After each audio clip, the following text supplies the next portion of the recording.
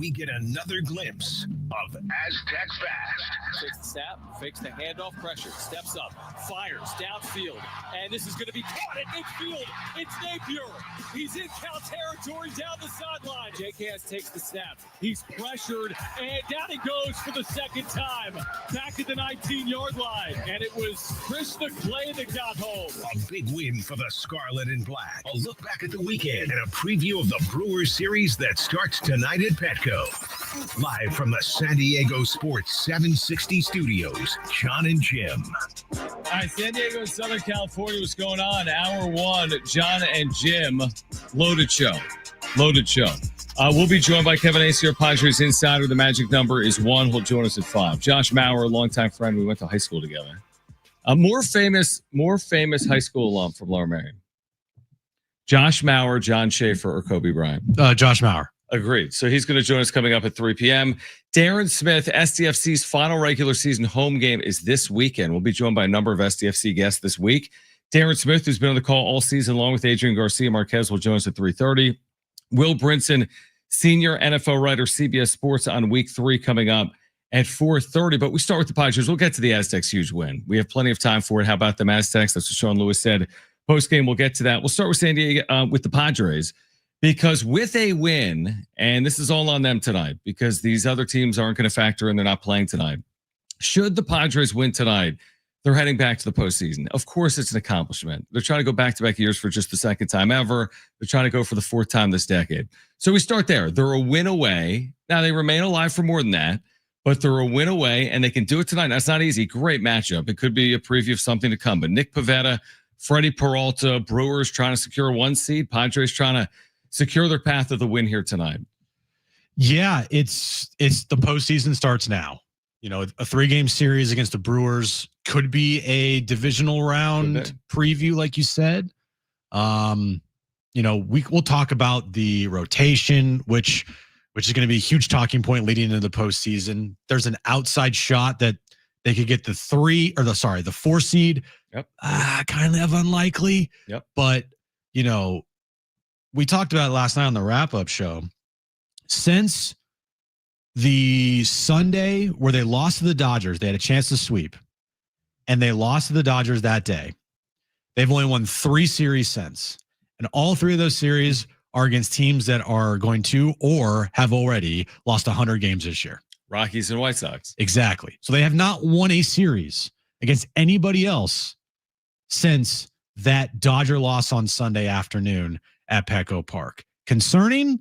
You could say so. We'll see how they start and play this series against the Brewers. But if they lose another series here against the Brewers, that will continue to, further the anxiety of this Padres team going into the postseason. If they can't finish out this season at home, these final 6 games, on a good foot to get you into a postseason where most likely you're going to play a lot of games on the road to start.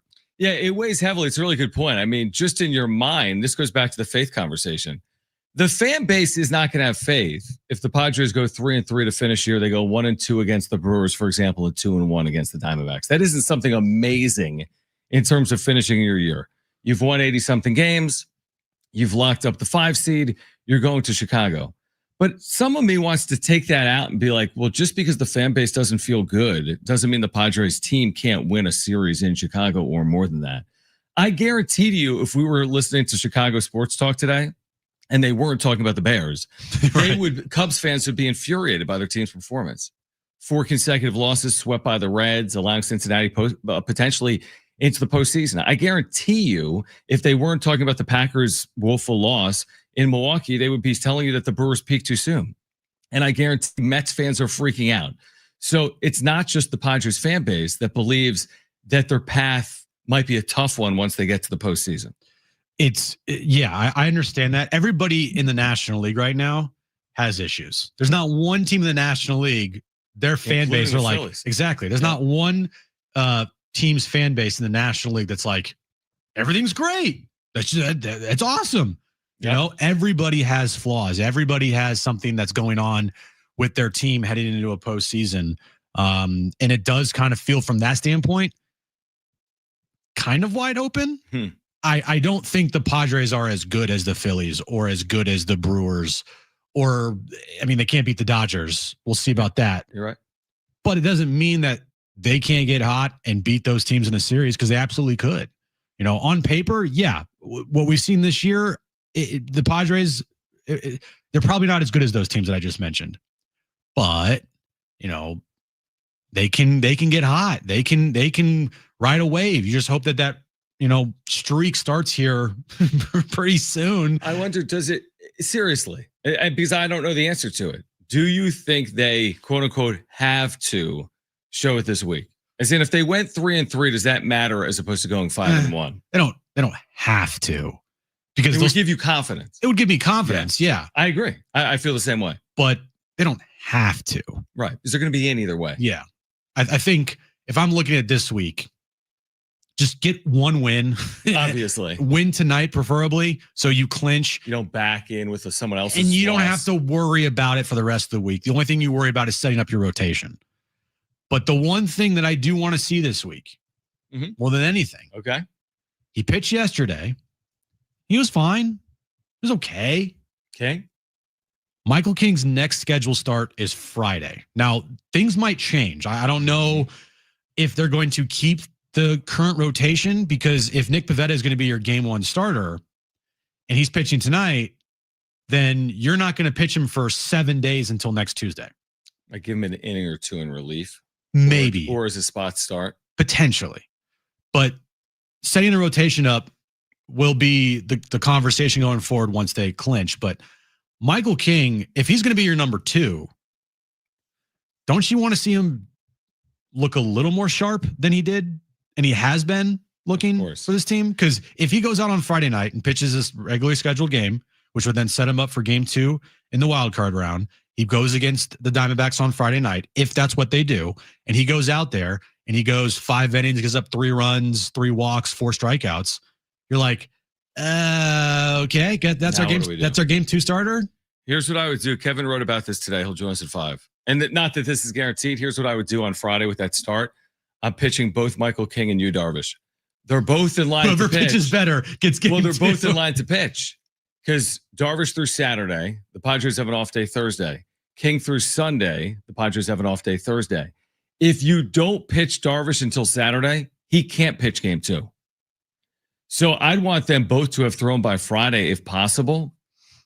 Because what if there is a reason you wouldn't turn to King in game 2? Let's say he does start that game, he goes 2 innings and allows 4 runs. You can't pitch him if he's completely ineffective, but you do have to pitch someone. And then let's say Yu Darvish goes out there and he's, quality. 3 or 4 innings, 1 or fewer runs. I would just want as many options as I possibly can if I'm AJ Preller, front office, coaching staff. I wouldn't want to automatically say, because Michael King started Friday, well, he's got to start game 2. I know he went 4 innings in the last 6 runs against the Diamondbacks, but he has to start game 2 because we have no other options. That to me doesn't make a ton of sense for a guy that has battled injury all year long and has been ineffective since he's come back. Yeah, but then, going forward, it's like you're going to have to pitch these guys. They're on the roster. They're quote unquote healthy. You're going to have to pitch them. But again, those conversations, and when they clinch, we'll know more about their plans, maybe. Potentially, if they kind of dial it back a little bit, or they ramp it up to try to get maybe the 4 seed, even though I don't think the 4 seed is really going to happen. The Cubs in their little mini free fall right now are only 3 games ahead of the Padres. And the Padres have a extremely good final homestand here. I'm talking like 5-1 at the worst. Mm-hmm. There's an outside shot, but that would also mean the Cubs have to continue this free fall for you to get the 4 seed. And I know the division isn't fully done yet, no, but the division's done. But come on, it's not happening. I mean, the thing with the Cubs, unlike the division, is you have the tiebreaker, you being the Padres. So you go 6-0. I get it. We haven't seen that recently. Cubs go 3-3. You're the 4, and you're hosting them. You go 5-1. Cubs go 2-4. You get it. You're hosting them. I'm with you. I find it unlikely. Right. But then again, the Cubs are playing their fiercest rival this weekend in the Cardinals. I'm sure there's nothing more the Cardinals would want other than beating the Cubs. And this week they have the Mets, and the Mets have been in this tailspin. And so have the Cubs. Mets have to win this week. This is a product of who needs the series more. Who needs this series coming up? The Mets or the Cubs? The Mets need it more. Mhm. I go back to last week at Citi Field. Who needed that series more? The Mets or the Padres? The Mets needed it more, and they took advantage of it. So there's still a lot possible. It starts with a good homestand to have any chance of that 4 seed. Right. You win tonight, you put a little bit of pressure on the Cubs who aren't playing today. Yeah. A little pressure. There's no games happening tonight that directly affect you. So even if the Padres lose tonight, there's no scenario where another team loses and you clinch. That's right. And just like an aesthetic type of thing that you want to see is you want to see them win a game to make the postseason. You don't want to see this like, hey, we lost tonight. Now we're waiting by the televisions, or they clinch in like the 4th inning and they lose the game, but then they still celebrate after. It's like, no, you want to win tonight. You want to get this thing over with. You want to clinch. You want to celebrate, and then focus all your energy on getting prepared and ready for the postseason. Do you think that if they win tonight, they should continue to try to push for something that might not be likely to happen, that 4 seed? I mean, I'm pushing, but I'm not pushing, if that makes sense. Right. I'm pushing. Like, we're playing this out. I'm not gonna be sitting on a lead and pitching Yuki Matsui in the 8th inning. So like, Right. if my team does what it's supposed to do, I'm gonna treat it like these are the games we need to win. But I ain't chasing. If I'm down 3-1 in game 2 to the Brewers in the 8th inning, am I gonna go throw Mason Miller? Yeah. I would not do that in a million years, because I feel like Mason Miller's more important next Tuesday than he is this Tuesday. Yeah. Mason Miller, get ready to pitch multiple innings, multiple times potentially in the wild card round. Yeah, like, get these guys ready to go for next Tuesday. But listen, you win tonight and you put some here's the thing. If you win tonight and the Cubs lose tomorrow, and you'll know the result before you play. Yep. Now you're a win on Tuesday night away from being like within a game and a half of them. Which is crazy to think about. And you have the tiebreaker. Yeah. So within 24 hours, again, you're going to know. Mhm. You're going to have a better feel for whether the 4 seed is realistic or not. Yeah, you will. And I do like that they're playing the Brewers right now. Little mini, test Yeah, definitely. for them, kind of tune up against the best team in the National League record-wise. Mm-hmm. And, we'll see how they fare against a team that they could easily face in the divisional round. If they're fortunate enough, because that would mean winning in the wild card against someone, potentially the Cubs. All right, Josh Mauer, he calls games for the Brewers. He'll join us at 3 p.m. Kevin Acee, our Padres insider, at 5 p.m. We'll hear from Mike Schilt as well today. He was on MLB Network Radio talking about Xander Bogaerts and his potential return today. This is John and Jim, San Diego Sports 760, and live on the iHeartRadio app.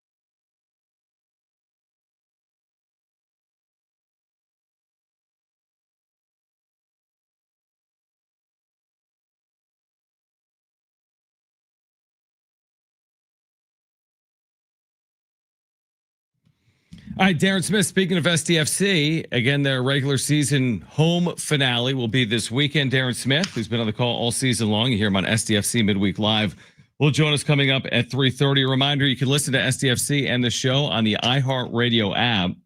Make sure to download it. Search for San Diego Sports 760 and John and Jim. All right, Kevin AC will join us at 5. Josh Maurer, radio play-by-play voice for the Brewers at 3 p.m. Do we want to hear from Mike Schilt from MLB Network Radio? We'll hear from Schilt again later, by the way. And we'll hear from Schilt after we find out if Xander Bogaerts is back in the lineup. Right. This was from earlier today. Yes, this was on MLB Network Radio because Xander expected to return tonight, right? Or no? I think Kevin was reporting as if he was expected to be activated tonight. Very soon. Either tonight or tomorrow night. Sure. Close enough. The next couple of days. Yeah. So this was Mike Schilt today on MLB Network Radio talking about Xander Bogaerts and him returning back to the lineup.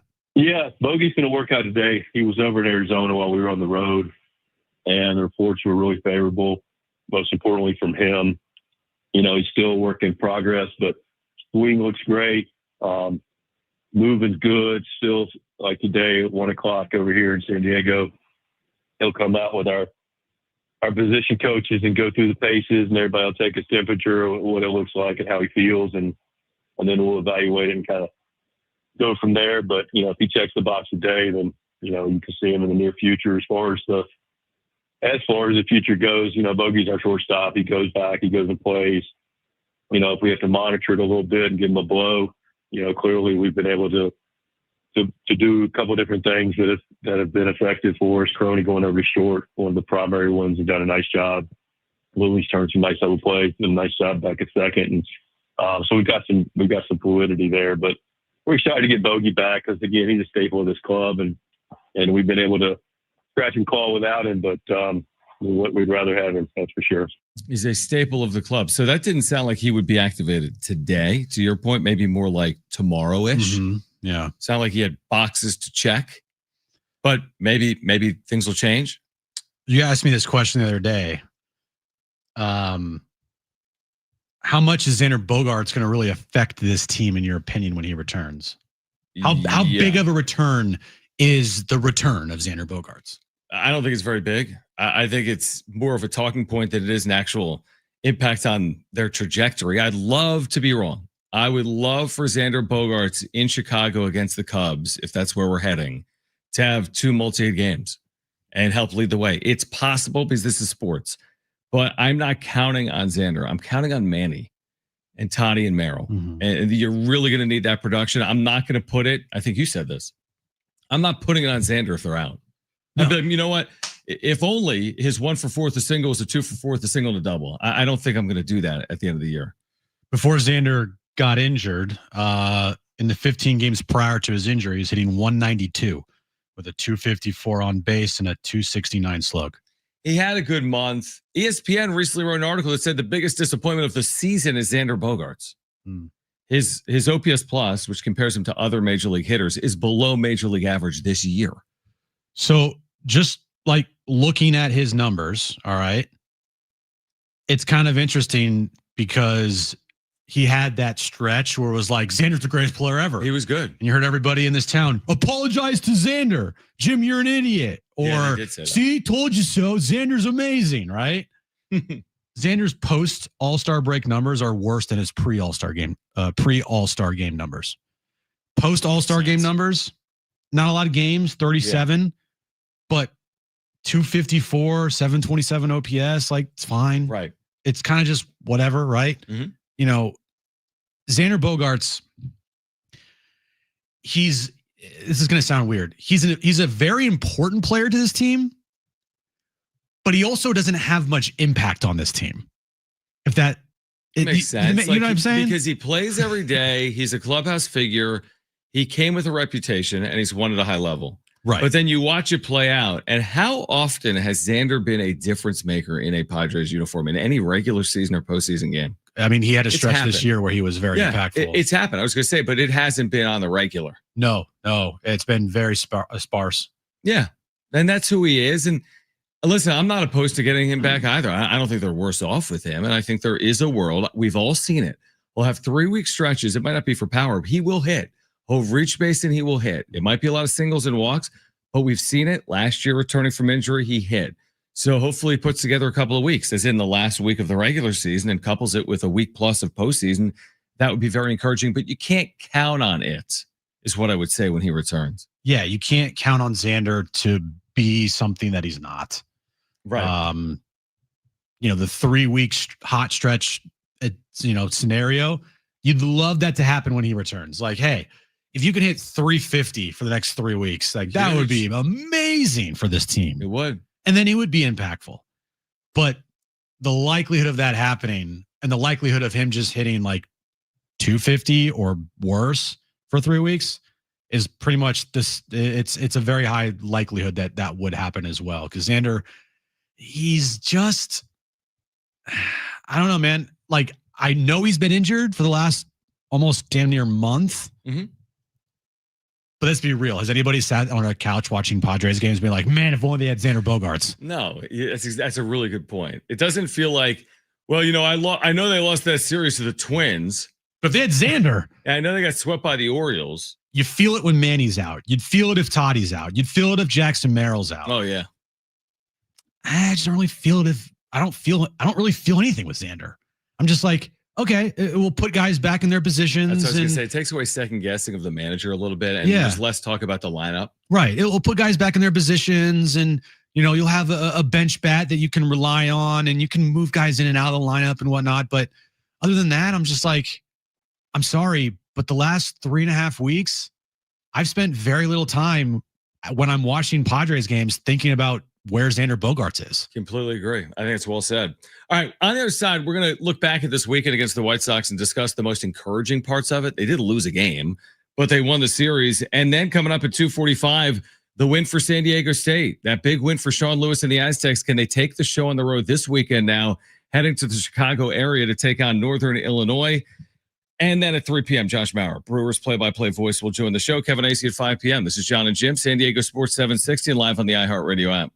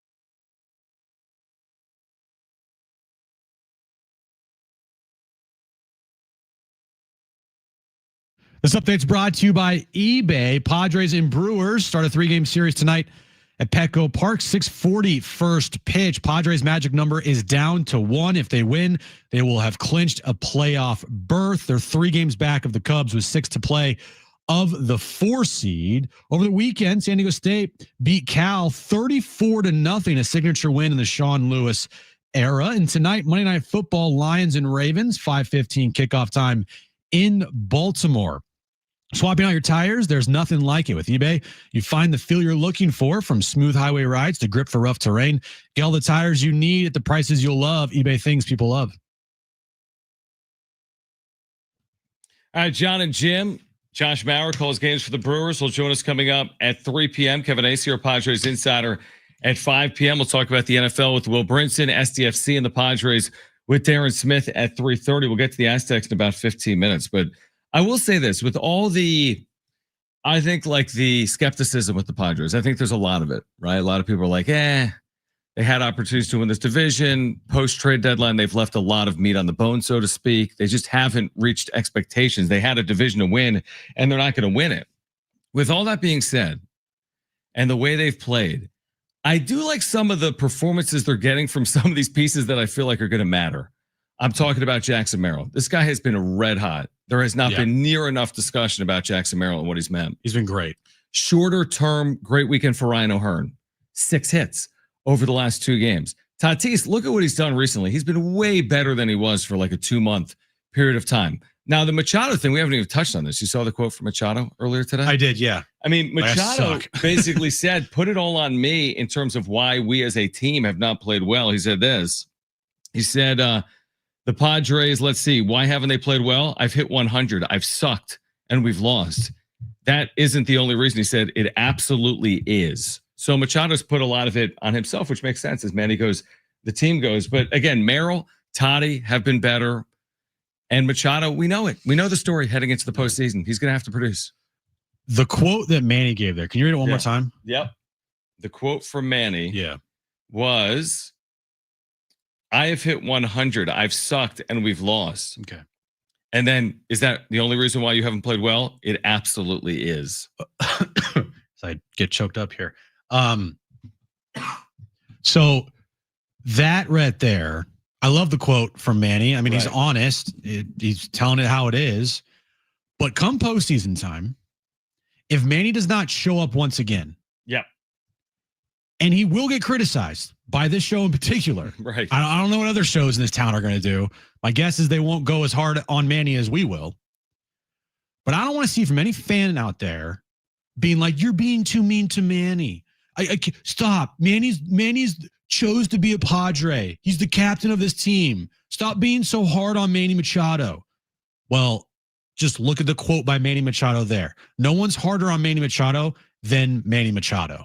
So if he's telling you he sucks, and if he has a postseason where once again he doesn't show up and once again he hits like, I don't know, sub 200 or something crazy like that, then the criticism for Manny will be 100% warranted. And I don't want to hear any fans out there or any media people in this town being like, you're being too hard on Manny. Manny's going to tell you how it is. And I appreciate that. And I appreciate that quote because he knows how important he is to this team. He knows that he needs to go out there and produce. He knows he's the highest paid player in this team. And if he doesn't perform, the likelihood of this team winning a World Series is pretty close to 0.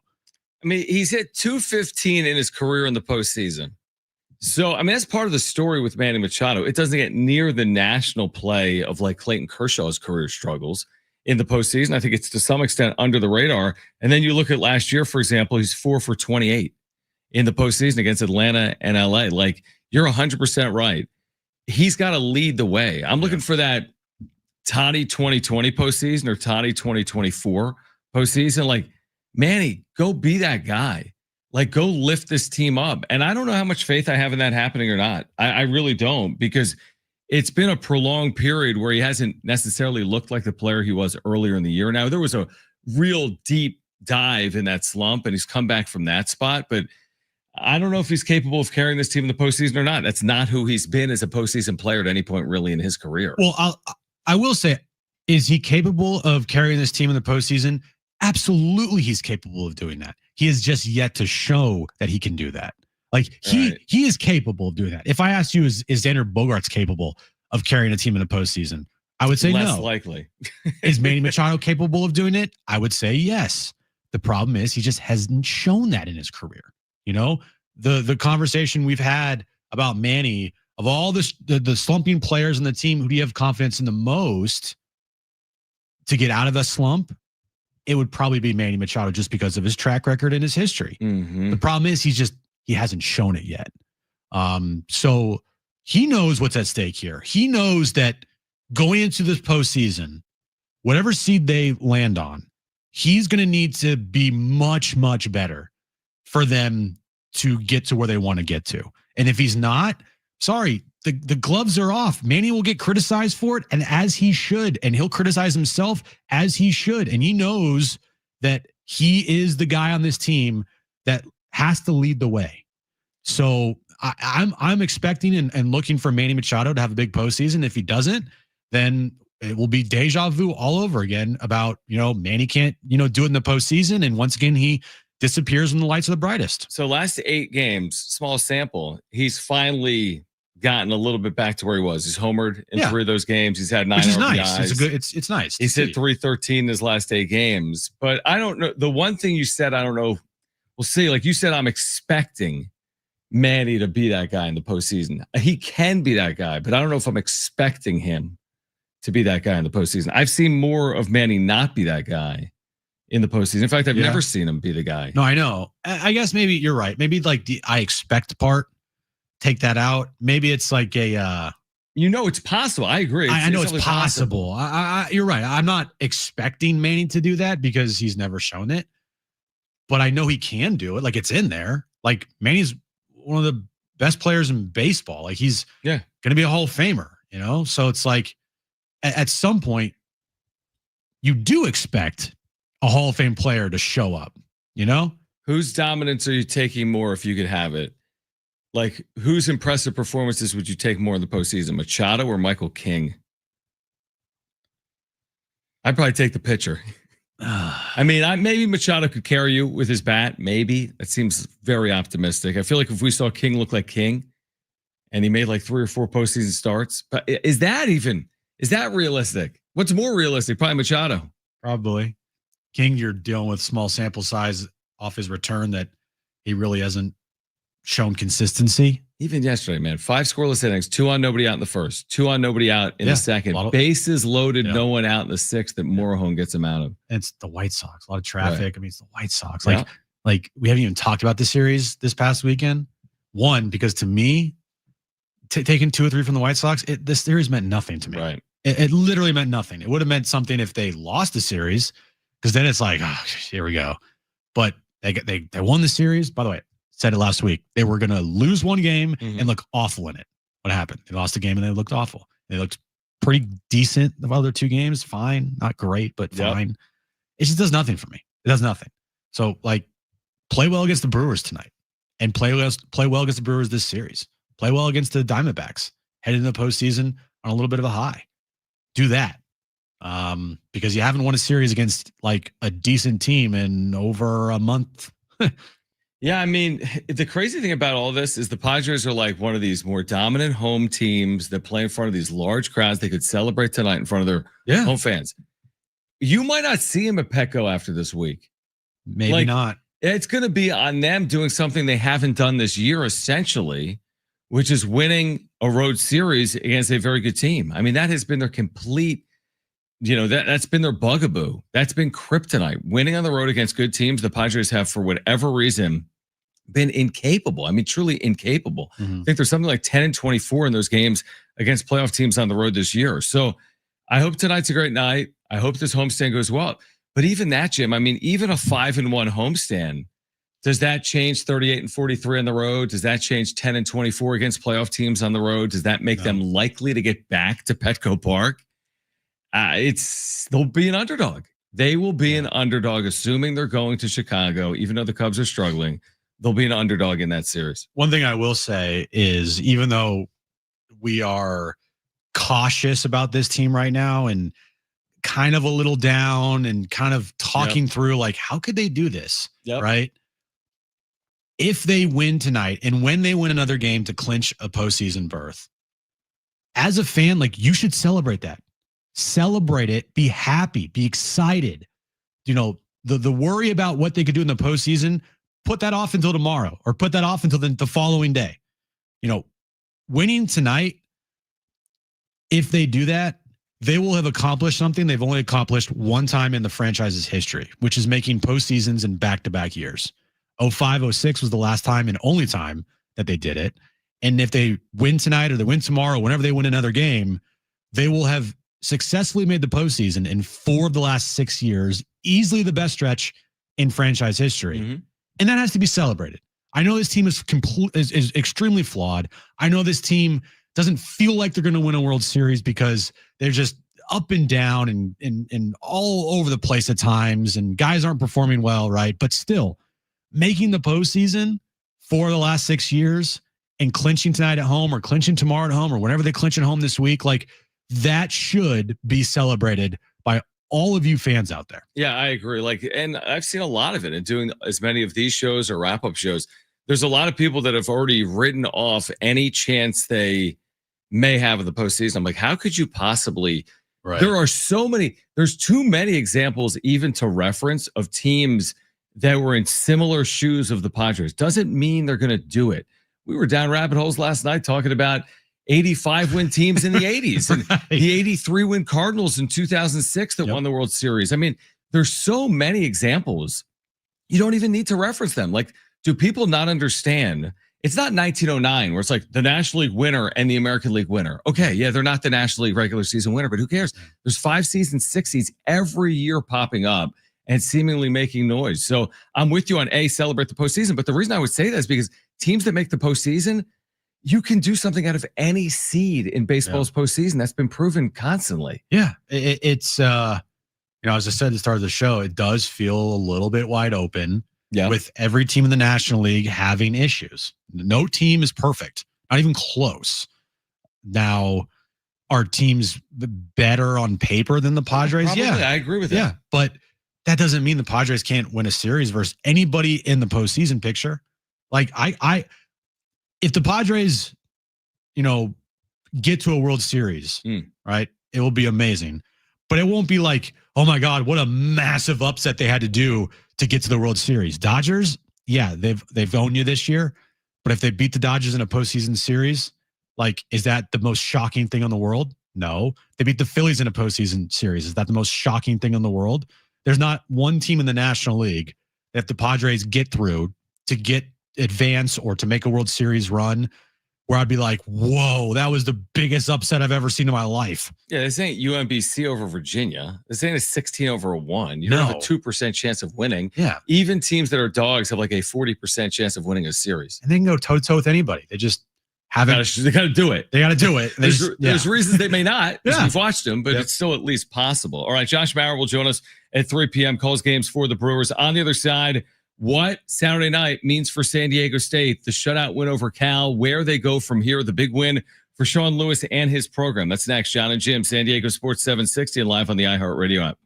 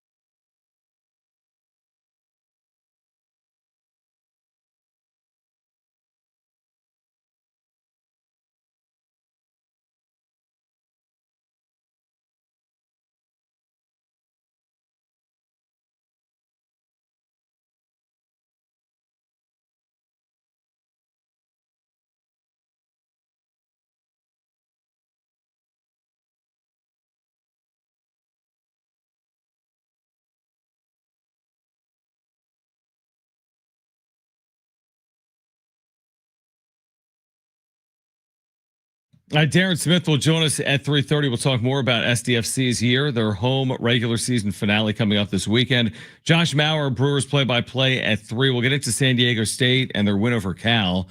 A unbelievable night for the Aztecs, 34-0 over a previously undefeated team at Snapdragon Stadium. But we do have the Padres lineup that is out. And for whatever reason, the most curious part of it is there is no Fernando Tatis Jr. in the lineup. Xander Bogaerts as well is not in the lineup, so he's unlikely to be activated. But Tatis, who has played basically every day, is getting an off day with a magic number of 1. So no Tatis, no Bogaerts, no Laureano in the lineup as well. Yeah, I mean, he's cooled off, but Tatis has played every day. And he's hot. And has played, yes, he's been much better. So that's, I mean, is he sick? Is he hurt? I mean, isn't it interesting timing? I get it. You're likely to be the 5 seed. There will be a time to get guys a blow. No doubt. If you're locked into the 5, you're going to be the 5. You got to get a guy off his feet, but you still have a magic number. Here's a June lineup if I've ever seen one. Luis Ariz is leading off. Okay. Manny Machado is hitting second for the Padres tonight. Jackson Merrill's hitting third and center. Sheetsy's your DH. Ryan O'Hearn's in right field. Jake Cronenworth's at second. Bryce Johnson's in left. Jose Iglesias is at short. Elias Diaz is your catcher. So, yeah. Yeah, you're leaving some pieces on the bench. Man, your bench is loaded, though. I mean, with Toddy and Laureano and even potentially Bogaerts, although I would think he'd be in the lineup if he was active. I think it does beg the question, is it just an off day for Fernando Tatis Jr.? Yeah. And why? I would have played it again. We'll hear from Schultz and whatnot, but don't you think that getting the win tonight and then giving the guys the off days? It usually comes in that order. And wouldn't the player want to be a part of the night where you have a chance to clinch? So this lineup tonight tells me they're more focused as a team on being rested for the postseason than chasing down the 4 seed. I'll only say that once I hear the deal on Tatis. Okay, fair. The only thing that changes that if someone says, "Oh yeah, he's been dealing with flu symptoms all weekend." Yeah, fair. He's not feeling well. He's not even at the ballpark. I agree with you. I think if he's just like, you know what, he's played a lot. Well, what do you mean he's played a lot? You have 6 games remaining. Right. And again, when you report to camp in February, and the day you can clinch a playoff spot, you're on the bench. Like that to me is very surprising, unless there's a reason. Did you think at the start of the season when the Padres, if I told you the Padres are going to clinch and you'd have Bryce Johnson in the lineup, would you be like, what? I mean, clinch what?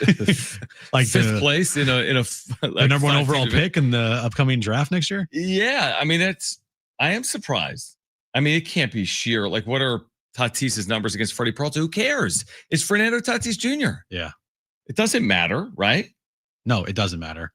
And to my point of like, you know, Tatis is playing really good baseball right now.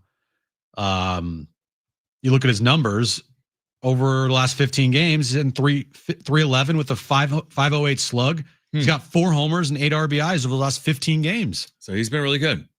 Last 30, he's got 6 homers. Now it's not like Cal Raleigh or no, but Aaron it's fine. Judge, That's fine. 6 out of every 30 game stretch is 30 something home runs. Yeah, we're talking about a guy that went like damn near 2 months without hitting a home run. Yeah.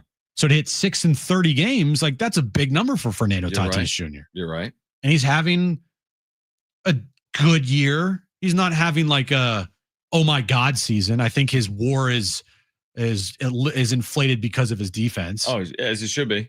Right. And that's why you look at WAR sometimes with the great defensive player like Hassan came at a 5 WAR one season. Right. You're like, huh? Right? Yep. So his offensive numbers are good. Yeah, good. They're good. But it's his overall WAR as a player is definitely inflated by his defense and right. But like, would you agree that if we hear from Mike Schilt in the next hour or two, and he's just like, oh, it's we just felt like it was a good time to get Fernando Tatis Jr. a day off. I agree with your point that they're now content to play for the 5 seed, but wouldn't your antennas be raised and be like, there has to be more to it than that? You just went to Tatis the day you said, hey, you know what? You're good. You're good today. By the way, they have an off day on Thursday, so it's not like there's no off days remaining for the postseason. Don't you think that would be an odd conversation to have with Fernando Tatis Jr. if he's truly healthy? Hey, just sit this one out. Hey, no, we know you're hot right now, but take a seat. I couldn't see it that way. That's why I feel like there's something more to it. Well, I hope not. I hope it's just an off day. I wouldn't agree with it, but That's what I'm saying. at the same time, it's much better than the alternative of there's something wrong or he's not feeling well or whatnot. And then it would lend me down the path to say, you know what? We're not talking about the 4 seed anymore. Right. Because this team is clearly shown by giving Tatis an off day today for whatever reasons, if it's not health related, that they are more focused on getting themselves energized and prepared for a postseason push that would start on the road next week. You know, it's interesting. So I just put into X Fernando Tatis Jr. Yeah. just to see what pops up and search latest. And Grok, Gronk. the AI app, Not Gronk, but Grok. but Grok, which is also right, just Grok, the AI app. Grok. It's actually it's not just on X, but it's other places as well. Uh-huh. Someone put Tatis is not in the lineup for Monday's game against the Brewers, taking a rare day off, and then put at Grok. And Grok wrote back, according to official Major League Baseball lineups, Fernando Tatis Jr. is starting in right field for the Padres tonight against the Brewers. No day off listed. Game on! Exclamation point! But that's not what is being reported by AJ Cassavell No. or underdog lineups. No. And then RotoWire is saying Fernando Tatis Jr. is getting a rare day off. Okay. Yeah, giving a guy a day off with 6 games remaining in your season. And you make that great point about Thursday. With this many games, too, if you were to clinch today, you can give him, there's all kinds of days, including Thursday. Mm-hmm. You could go Tuesday, Saturday with Thursday. You could give him all kinds of time. How many games has he played this year? He's played 100. Almost every one, right? He's played 152 games. I'm curious to know when his last off day was. He had one, remember, where he was not even in uniform. Yeah, Remember, he didn't even put the right. jersey on. And they could have used him as a pinch hitter and they didn't even go to him because he wasn't in uniform. Mm-hmm. But there've only been 2, right? Because there's still 6 games left. So that would get him to 158. His last off day was the start of the month against the Orioles. Okay.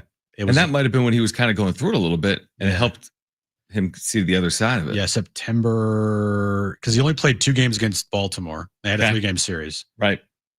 So that was his last off day. It's not that long ago. So now you're giving him another off day? With an off day coming up on Thursday. We'll see. And they're off Monday after the end of the That is true. But that's regular season. that'll be a travel day, most likely. Sunday will be the travel. Yeah, that's right. You're Because right. they'll play Sunday afternoon. But you're right. I mean, every team gets the Monday. Yeah. Every team gets the Monday. All right, we'll see what we can find out on that. We're going to catch up with Josh Maurer on the other side. He's been doing play-by-play for the Brewers for the last few years. What a year it's been in Milwaukee. They haven't wrapped up the 1 seed, but I think Ken, as soon as this week here against the Padres, they have a 3-game lead over the Phillies for that top seed in the National League. So Josh Maurer, who calls games for the Brewers, will join us coming up at 3 p.m. Darren Smith, STFC Midweek Live, friend of the show, will join us coming up at 3:30. Kevin Acey, our Padres insider, will join us at 5 p.m. And Will Brinson to talk about Week 3 in the NFL and tonight's Monday Night Football game. He will join us coming up at 4:30. But we'll kick off hour 2 with Josh Maurer, Brewers play-by-play voice, coming up next on John and Jim, San Diego Sports 760, and live on the iHeartRadio app.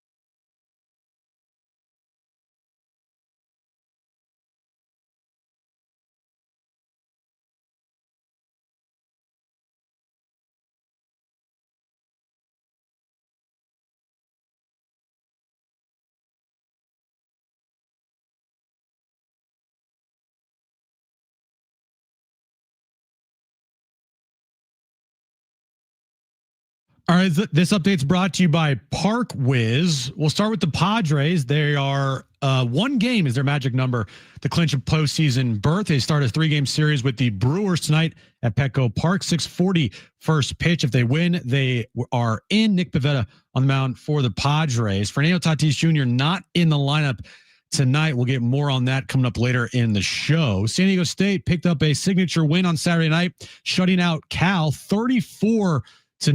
And tonight, Monday Night Football ends week 3, Lions and Ravens, 5:15 kickoff time in Baltimore. Parking shouldn't slow you down. ParkWiz gives every driver a shortcut. Book ahead, save up to 50%, and skip the hassle of circling the block. Park smarter, park faster, ParkWiz. Download ParkWiz app today and save every time you park. Let's get started. What to make of the series in the Windy City? Swing and a miss. He struck him out. Padres win. They hold on to a 3-2 win today. And they take the series from the White Sox. Are the Padres ready for the postseason? STFC ties with Atlanta out in the Peach State. Meanwhile, we get another glimpse of Aztecs fast. Takes the snap, fakes the handoff pressure, steps up, fires downfield, and this is going to be caught at midfield. It's Napier. He's in foul territory down the sideline. JKS takes the snap. He's pressured, and down he goes for the second time. Back at the 19-yard line, and it was Chris McClay that got home. A big win for the Scarlet and Black. A look back at the weekend and a preview of the Brewers series that starts tonight at Petco. Live from the San Diego Sports 760 studios, John and Jim. All right, San Diego, Southern California, what's going on? We kick off hour 2 of John and Jim with a buddy of mine. I don't know if we would describe Josh Mauer as a buddy of Jim's. Have you two ever met? He's been on the radio with us a number of times. Yeah. You guys haven't met, have you? No, we have not. All right. Well, Josh Mauer, Brewers play-by-play radio voice, back with us on John and Jim. The Brewers are in town. And what a story they are again. Some of this, Josh, I didn't even realize. Like, the Brewers have won the Central 3 consecutive years and 4 of 5. And you go back to earlier this year and they were under 500 at some point in late May. And then they just go on this crazy run. So I guess, first of all, thanks for hopping on. And then secondly, like, how has this happened from where they were late May to now being this close to clinching the number 1 overall seed in the NL?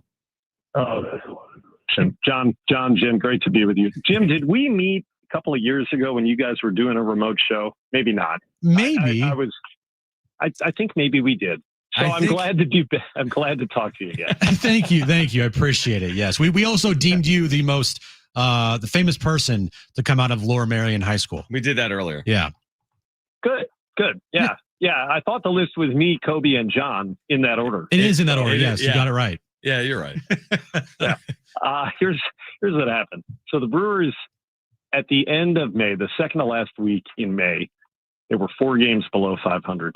And then they went about 3 months where they lost fewer than 20 games total.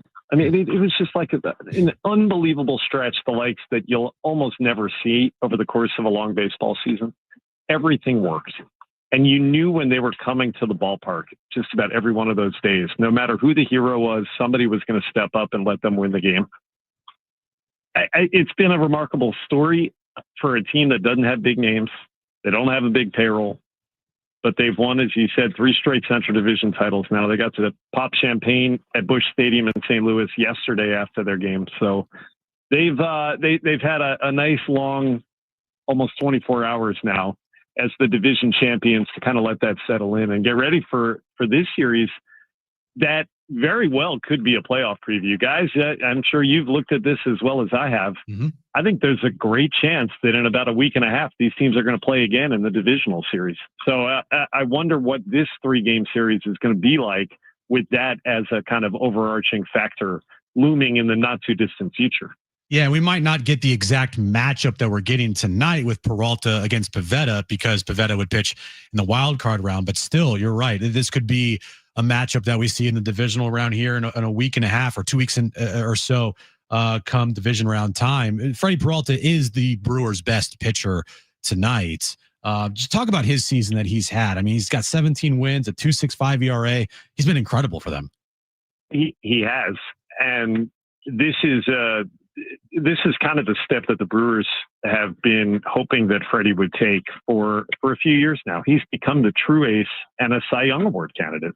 Every time he pitches, just about, You know he's going to give you 5 innings. You know he's going to keep you in the game. And then he had a stretch, guys, back last month.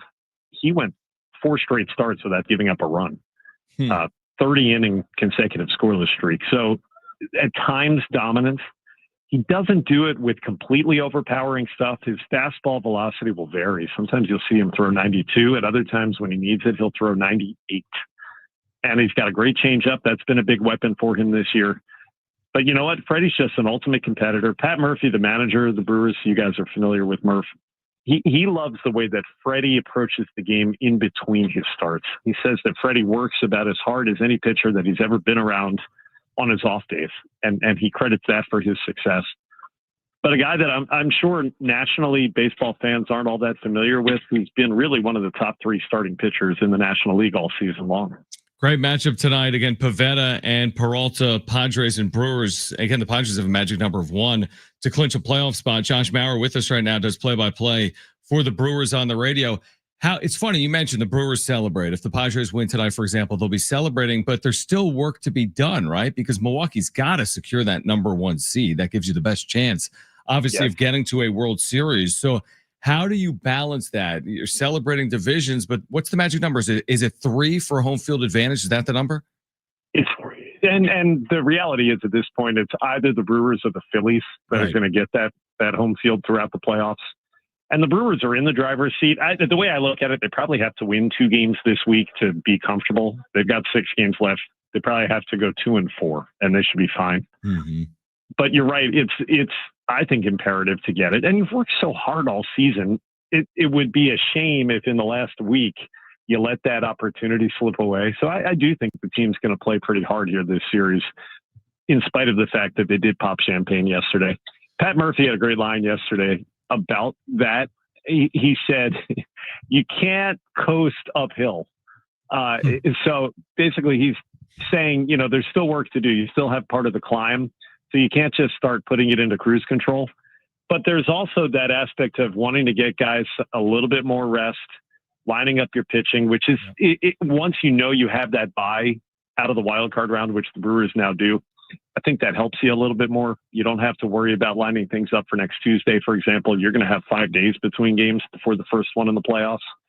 So I think there are some advantages of having that. You can play your guys all week without having to worry about giving them too much rest. It is important, though. It's being the number 1 seed. I think, especially for the Brewers, as good of a home team as they've been, you want to have that home field advantage throughout the playoffs, and they've earned it for this season up until the final week. So I think it would be a real shame if they didn't finish it out in the final week and end up with the best record in baseball. How would you describe the Brewers offense? Like here in San Diego, Padres offense, not a power hitting team, more station to station guys, they're going to have to come through in big moments, but they don't hit many home runs. How would you describe the Brewers offense this year? I will use a Pat Murphy term. I won't describe it myself. He calls them a bunch of woodpeckers. And the way that they approach the game, and it is very kind of woodpecker-esque, they're going to knock down the tree just by taking maybe a couple of hours to just going peck by peck into the wood, until you finally open up that hole. There's not a bunch of big boppers. But I'm telling you guys, you've never seen a lineup 1 through 9 that can frustrate a starting pitcher the way that the Brewers have. Mm-hmm. And it's truly everybody in their order. They will battle you, and you may get them out, but you're going to have to work to get them out. You're going to have to make a good pitch. And if there's 2 outs in an inning and nobody's on base, that doesn't mean they're just going to give in and have the 3rd out and make it a quick 1, 2, 3. No, there's that 3rd guy up. He still may battle you 7, 8, 9 pitches. And all of a sudden the starting pitcher didn't have the breeze of an inning that he thought he might. So that's kind of been the collective approach that's worked for them this season. Christian Yelich has had a fantastic bounce back season. He's got 100 runs batted in after missing the last half of last year after back surgery. So I think if you're looking at offensive standouts, he's kind of the guy. Jackson Churio, who's 21 years old, is a budding superstar in our sport. He came back at the beginning of this month after being out for a while with a hamstring issue. Those are kind of the two big names, but they have a bunch of guys that'll really frustrate the heck out of the pitching staff, and that's worked for them this year. They're not beating you with a lot of homers. They can hit them, but it's kind of that keep pecking away until you finally have the tree fall, and that's worked for them to the tune of the best record in baseball. Josh Maurer with us right now. Padres Brewers coming up, game 1 tonight from Petco at 6:40. Switching to the Padres, who you're going to see for the next 3 days. Like you said, this could be a playoff preview. Locally, there's been a lot of frustration with the Padres, who had an opportunity here down the stretch to seemingly win a division, which has been so hard to do, but they haven't capitalized on it. If you look at their last month or so, they've been some ups and downs, but they haven't played great baseball. But from the outside looking in, because here everyone's like, oh, they're going to make the playoffs, they're going to be one and done. But from the outside looking in, how dangerous do you see the Padres potentially? Well, I can tell you what I hear talks about a potential playoff opponent. Brewers are really, really concerned, maybe isn't the right word, but aware of how good that bullpen is, to the point where I'm sure that I know Milwaukee and any possible playoff opponent is going to think we better get a lead early in the game against the Padres in the postseason, because Mike Schultz is going to have the opportunity to make it a 5-inning game with the arms that he can bring in. He might be able to make it a 4-inning game, right? I mean, you could run whoever the starting pitcher is for 4 innings, and with those guys that you can bring in relief, good luck. So if they get ahead of you, I think that's where the real concern is going to creep in for any potential playoff opponent for the Padres. We saw that in that series back in early June, guys, remember, there were 10 runs scored total in those 3 games. Yeah. Between the two teams combined, there were 10 runs. Brewers got shut out twice. So look, Milwaukee is very aware of how tough the pitching is. And that wasn't even a lot of the big names that the Padres had pitching in that series. So I think anybody that has to deal with that pitching staff, and specifically the bullpen in a short postseason series, it's going to be cause for concern. Back to the Brewers, what would you consider like their weakness? I don't feel like any team in the National League is close to perfect. I think every team has their flaws. What's the Brewers' flaw in your opinion? Oof. Well, there's two. I mean, one I alluded to. People worry about the fact that they don't hit a ton of home runs, at least by comparison to a lot of teams that do well in the postseason. And there's the narrative that some would try to push that you have to be able to mash your way to wins to win postseason series. I'm not saying I agree with that. I'm just saying that that's a narrative that people would push out there, that the Brewers will struggle in the playoffs if they don't hit homers. I think the other one, guys, recently injuries specifically to the starting rotation and the bullpen too, with their closer Trevor McGill. The Brewers in the last few weeks, they've had both Brandon Woodruff and Jose Quintana, who have each been excellent in their starting rotation. They're out.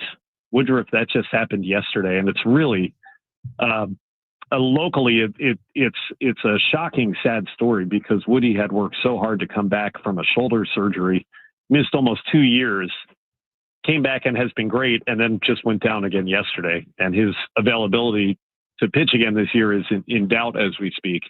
Quintana may come back, but Trevor McGill, who is an all-star this year, is the closer. They're not sure if he's going to be able to pitch again this season. So the injuries to the pitching staff, I think, are the other big question mark that the Brewers are going to have that they'll have to answer. No bigger, part of postseason or sports than health, and some of it you just have no control. Actually, most of it you have no control over. It'll be interesting to see what impact that has on Major League Baseball's postseason. Josh, always appreciate it, man. I will, we'll catch up. We're going to do lunch tomorrow. Might have to be late morning. But we'll do lunch tomorrow, and enjoy San Diego. What's the weather like outside? It was raining earlier. Is it fine right now? I know it was raining this morning, but I went for my jog, and now it's sunny and beautiful. Yeah, so I guess you guys are used to that. What's that? Yeah. I don't know what that is. I thought we were off today. I texted my boss. I'm like, it's raining. Are we just off? Like we're not supposed to drive in the rain. Thanks, Josh. It's funny. I had heard, I'm looking out of the radio booth right now. I had heard that there was no tarp at Petco. Is there a tarp here? Can you find that? There has to be. There's no way Major League Baseball would allow any team not to have it. There's a tarp, but it's like hidden. I don't see one. Yeah, because Jim worked down there every day for 3 years. Yeah. And you saw a tarp on the field at some point. I saw a tarp one time on the field. One time One in time. 3 years being at every single game. One time. Well, we around 9:00 local time, and it was raining. I just said, "What? Did we go to the wrong airport?" Right. Yeah. I know. It'll surprise Yeah, you. we're sorry seriously about will, that. man. You could go about a year without seeing it. Josh, appreciate you, man. We'll catch up. Thanks, man. Enjoy it. Thanks for having me. All right, great stuff, Josh Mauer, Brewers radio voice. On the other side, we're getting to the Aztecs and their big win over Cal from Saturday night. Darren Smith will join us at 3:30. It's John and Jim.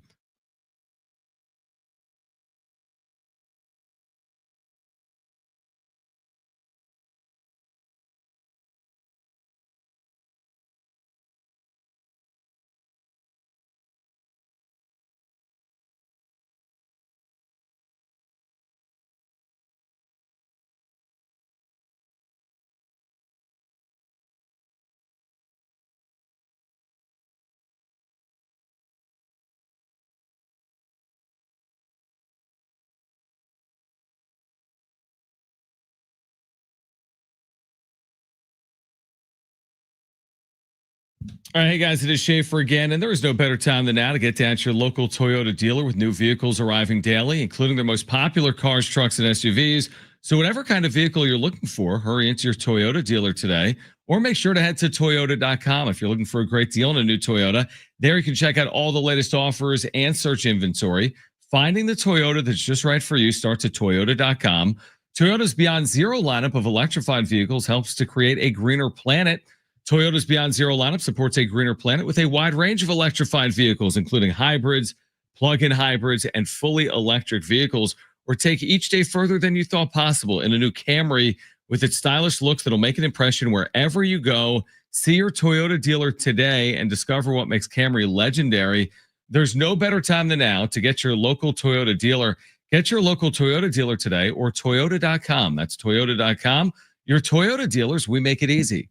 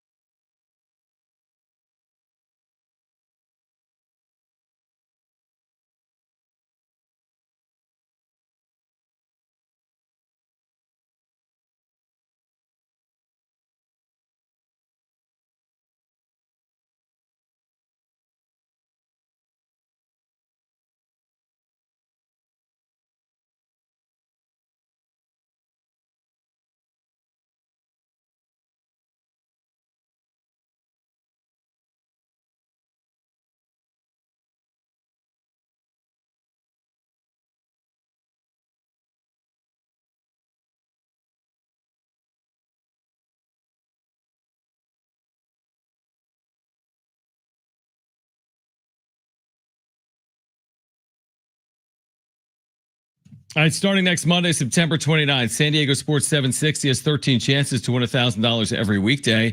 It's the Bonus Bucks giveaway. That's every hour, 9 a.m. through 5 p.m. starting next Monday, September 29th.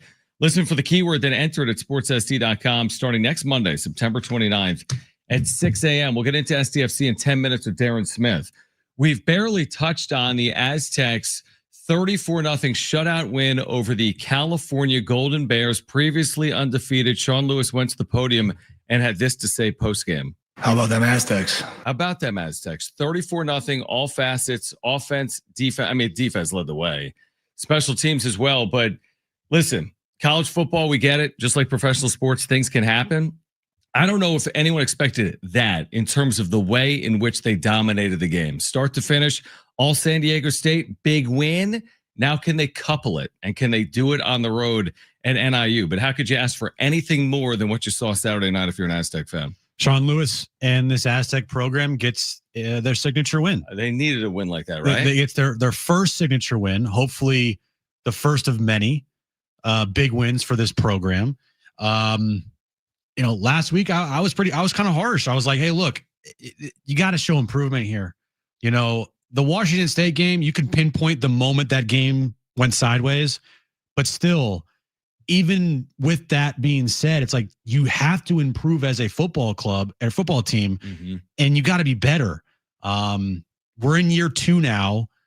There's hype around this team, especially with how many players returned and actually bringing in a quarterback, bringing in 2 quarterbacks actually with Denegal and Bert Emanuel. Yeah. But like, I got to see improvement here.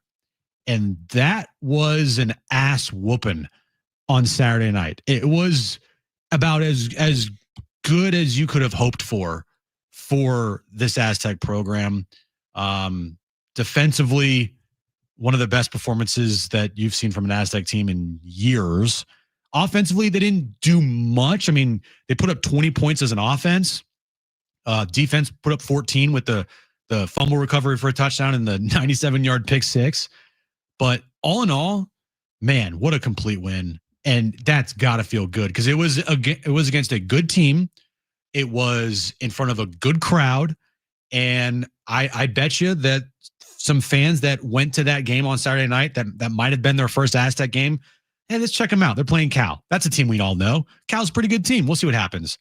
Maybe they now were like, yo, I'm kind of hooked. I want to go watch this team again. And they go and watch this team again. And hopefully this team continues to improve. But just a very, very, very impressive win coming off of a pretty disappointing loss at Washington State. I would say this. I think there was a lot of Aztecs that heard a lot about, and we couldn't say his name, but Jaron Chiavi Songapolitelli. They were told a lot about how good this kid is. Pat McAfee on game day on Saturday said he was the best quarterback in America. And he proceeds to go out, and San Diego State really rattled him. I mean, you saw it. Really, from after the completion of the first drive, they went 20 plays in 10 minutes and didn't score. A 4th and goal from the 2-yard line. They had an incomplete pass in the back of the end zone. And that was basically it for Cal on offense. So a credit to the defense, but I thought it was really a complete game everywhere. I mean, you don't beat someone 34-0 just with one side of the football. And now you got to win at NIU, which is not going to be easy. They've been one of the top teams in the MAC for forever. They beat Notre Dame last year. They're 1-2 this year, but their losses are to power programs, Maryland and Mississippi State. And it's a prideful group that wins a ton at home. If you know anything about the MAC, Northern Illinois has been at the very top of it for a very long time. They're going to the Mountain West, in fact. NIU next year, when San Diego State goes to the Pac-12, is going to the Mountain West. So it's a good program that's only 1-2 this year. San Diego State's a slight favorite this weekend currently, Saturday afternoon. Like the proof of concept was this past weekend, which is awesome. If you can do it again, now you start thinking about what's possible in 2025. Yeah, now you have something to build off of. And now you have something as an Aztec fan that you can look at as like, that is what we are looking for. You might be looking for more offense, right? Because the offense did only put up 20 points, but Cal is still a good team. It's not like they're playing Stony Brook and their offense only put up 20 points and the rest was defensive touchdowns.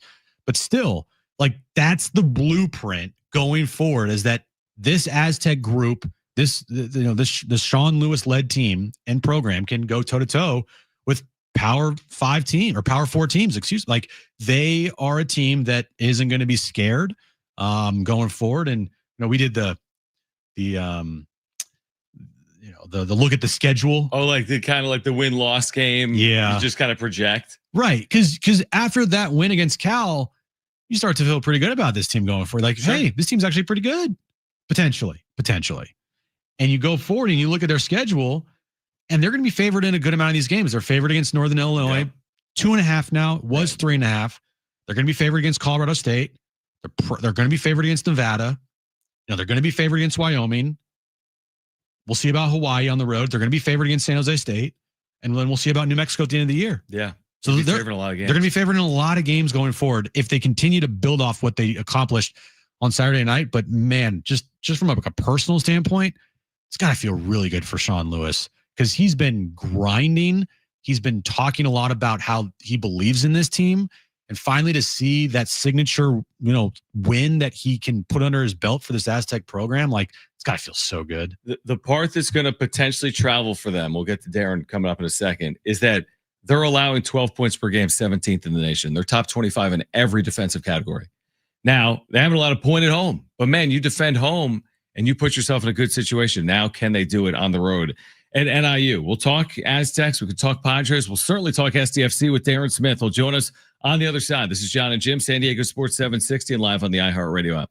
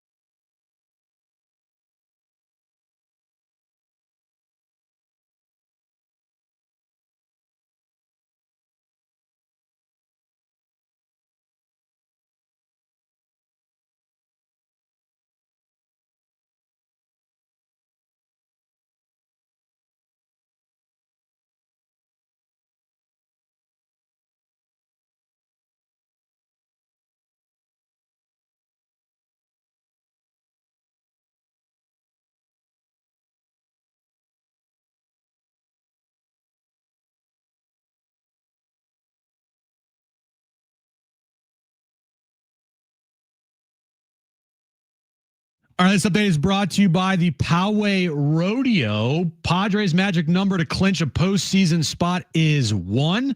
They'll take on the Brewers. They start a 3-game series versus them tonight. 6:40 first pitch. Nick Pivetta on the mound for the Padres. Fernando Tatis Jr. out of tonight's lineup. Reports are that he felt ill when waking up this morning, so this is precautionary for Tatis. San Diego State, we just talked about it, picked up a huge signature win this past Saturday night, beating Cal 34-0. And tonight ends week 3 in the NFL. Monday Night Football, Lions at Ravens, 5:15 kickoff. Poway Rodeo is back September 26th and 27th. 3 thrilling shows with Broncos and Bulls. Saturday is Kids Buck Day. Fun for the whole family. Enjoy food, music, and rodeo jam after parties. Get your tickets only at PowayRodeo.com. Skip the Scams, presented by Petaram, powered by Monster Energy.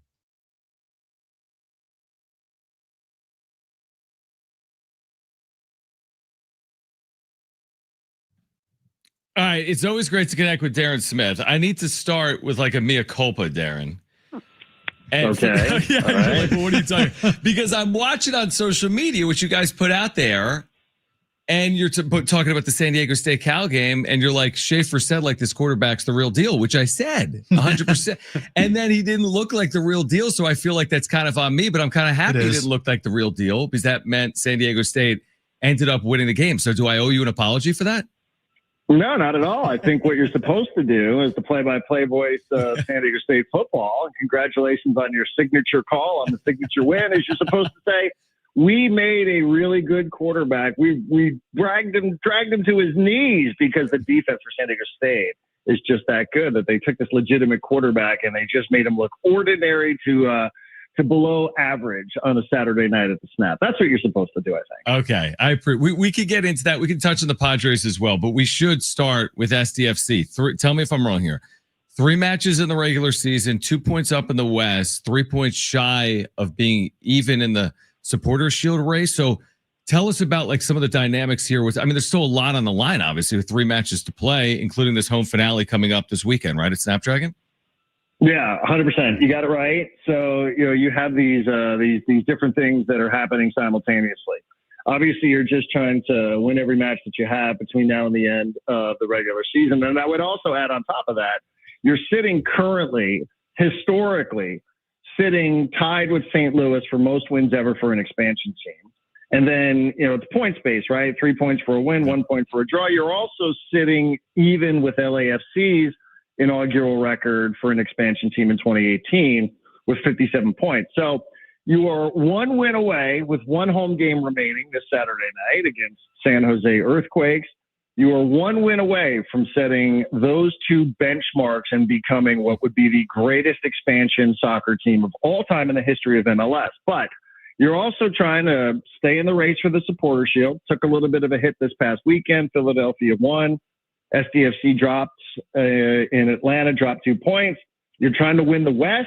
There's a reward for that. You get invited to a tournament. You get invited to the CONCACAF Champions Cup next year if you can finish with the most points in the West. So there's a lot of things happening. And you're also trying to prepare for what the postseason is going to look like, too, for the first time. So, priorities are kind of all over the map. And I don't really know when Mike Ibadas goes to bed how it is that he prioritizes all the sort of stuff, but knowing him a little bit like I do, I'm sure it's, hey, let's just try to win on Saturday night against San Jose, and we'll just keep plugging away and see what it looks like at the end of the year. Yeah, 3 games remaining in the regular season. What are you looking for this team before they get ready for the postseason?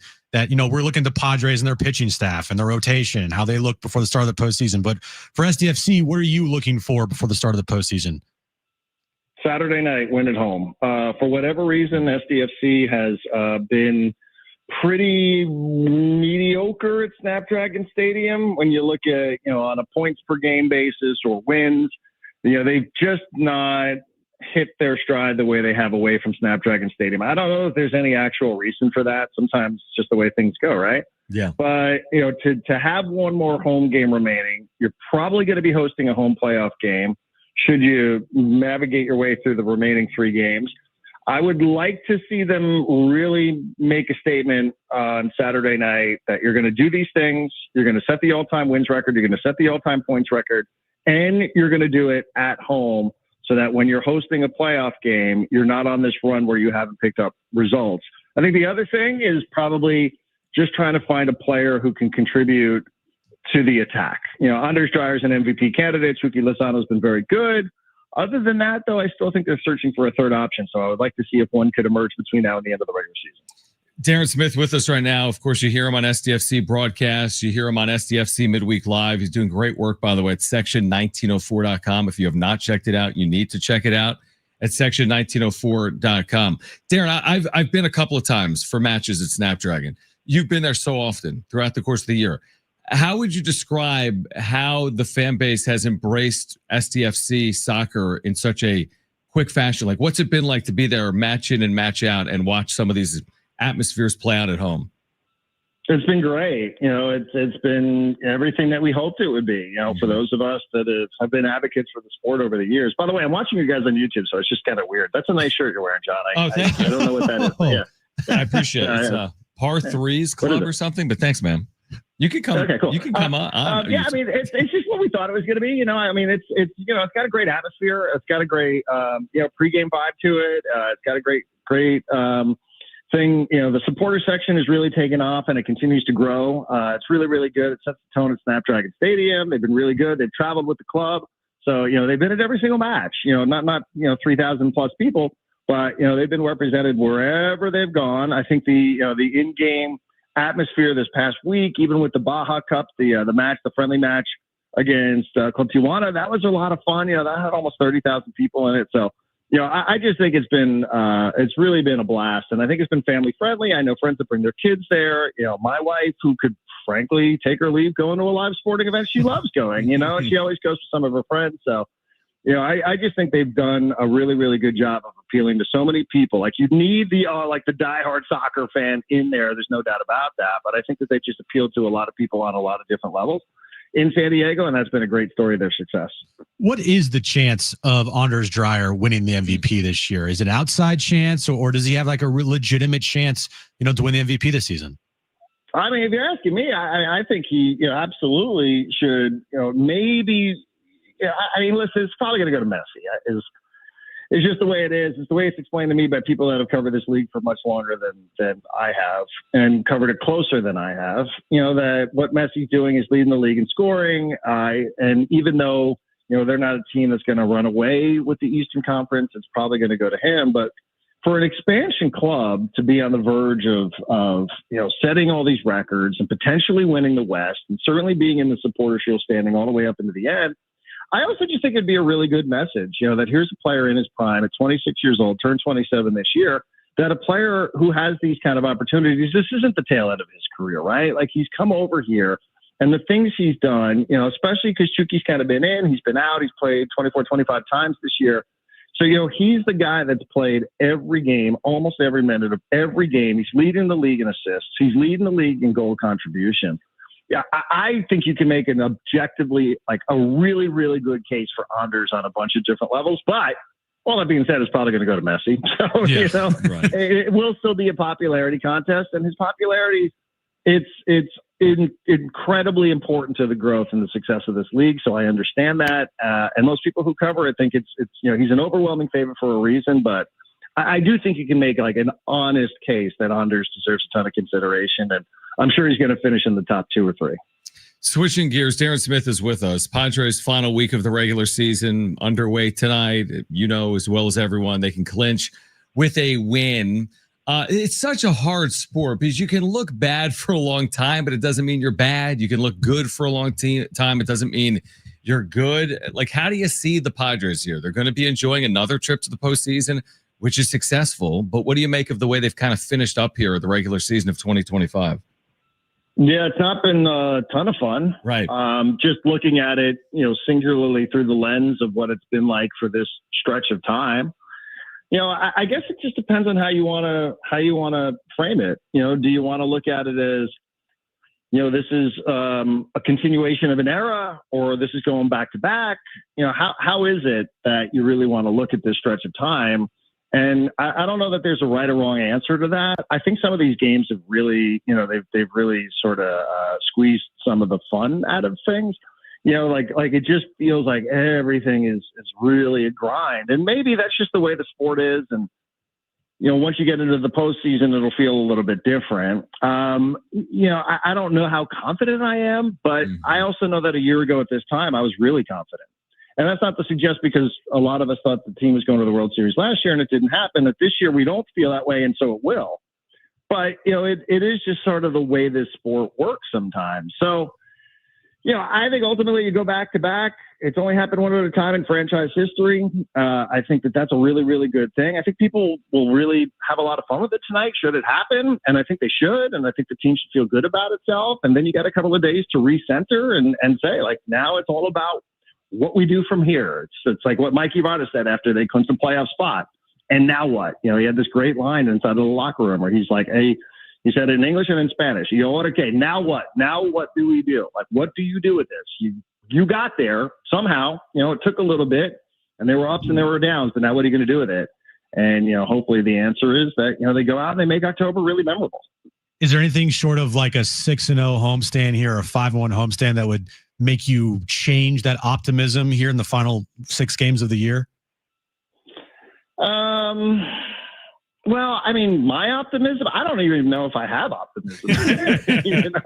Right. I mean, I don't know that I would invest a lot of my own money in betting on this team's, chances in the playoffs.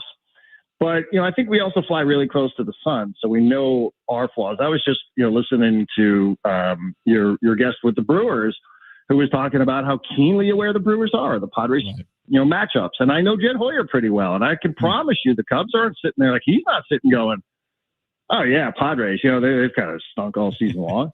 He's probably losing sleep over the Padres going to Chicago, because that's just how he is. But, yeah, I mean, I would say if there was something catastrophic that happened down the stretch injury-wise, that would probably make me feel a bit pessimistic about their chances. But I do believe once you end the regular season and you get in, I know crapshoot gets overused, but I do think once you get in there, there are things that will happen that nobody could have predicted. And that's the cool thing about playing in October. So, I'm looking forward to it.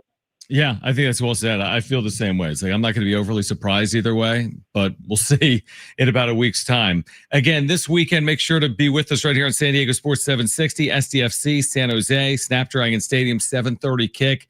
Pregame coverage at 7, SDFC Midweek Live coming up Wednesday night as well at 6 p.m. Darren, great catching up. We'll see you hopefully later on this week, and continued successes with everything, man, all right? All right, thank you, guys. Appreciate it. Always great to chat. We appreciate it, Darren Smith. And again, check him out as well at section1904.com. All right, we can react. Plus, is that good? The best and worst of the sports weekend. Coming up on the other side, Kevin Acey will join us at 5. Will Brinson at 4:30. It's John and Jim.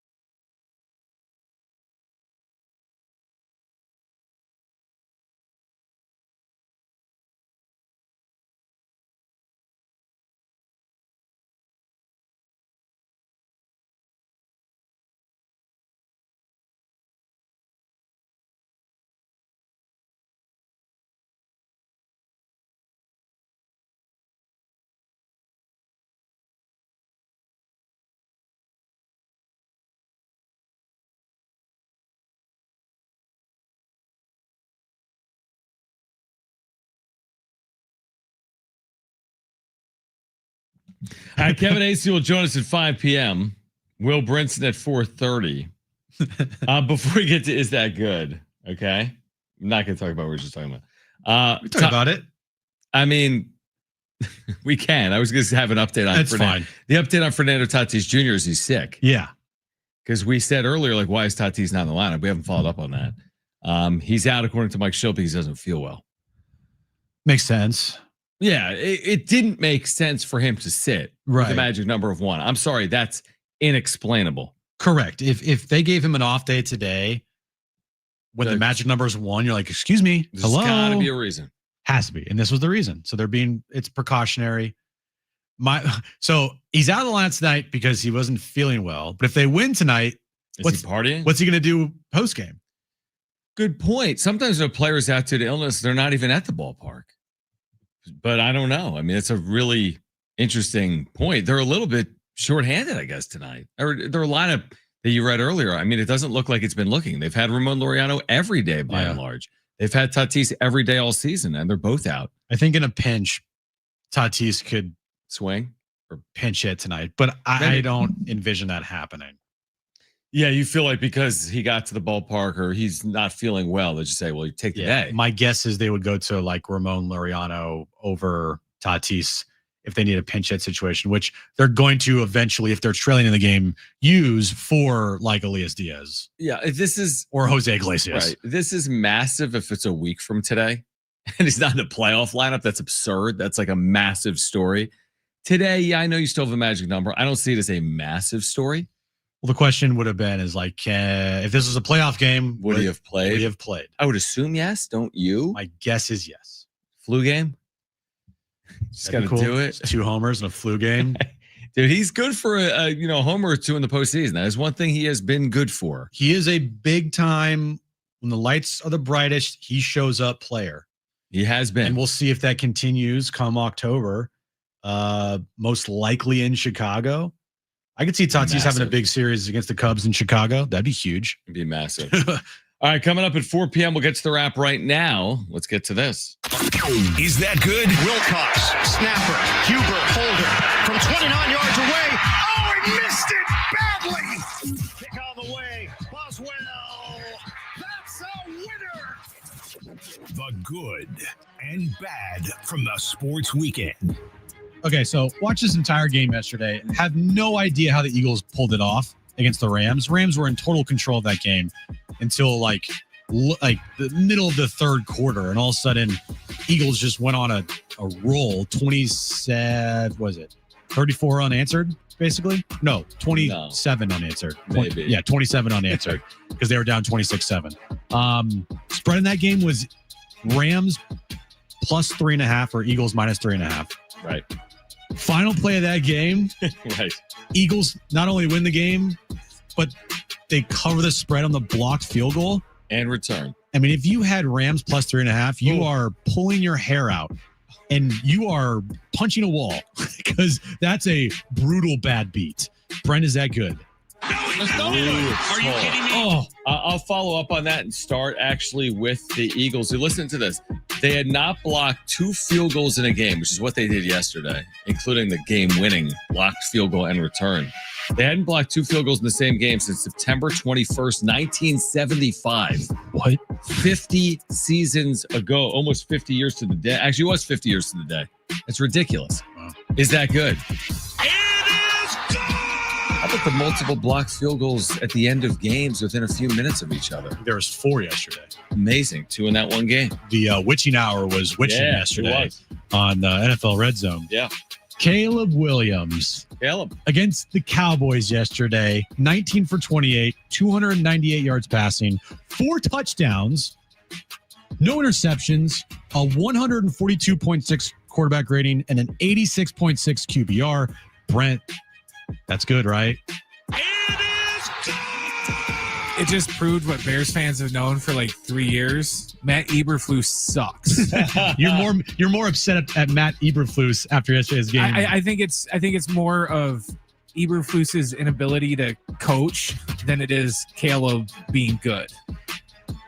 It makes sense. Yeah, it makes sense. I mean, that's still that's a game, right? Oh no, yeah, he had a good game. That's a good It's just I'm just saying that the Cowboys defensive coordinator is incompetent, and he sucks. Oh, that's right. Eberflus is the defensive coordinator of the Cowboys. Right. So that's a little. That was why it was a big deal for us yesterday. Because we were playing Eberflus. Yeah, the extra huge revenge game, and Eberflus looks like an idiot.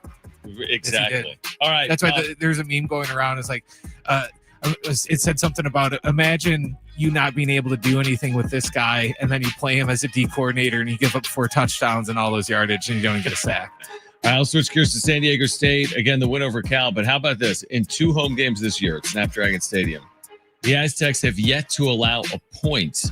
Back-to-back home shutouts, outscoring Cal and Stony Brook a combined 76-0. Is that good? It is good! Very good. That is crazy that they have not given a point at home. That's crazy. Yeah, that's really it's good. hard to shut anyone out in college football. It is. It is hard. Especially twice. The best quarterback in college football, according to Pat McAfee. Nick Bosa tore his ACL yesterday. Niners season is now officially over once again.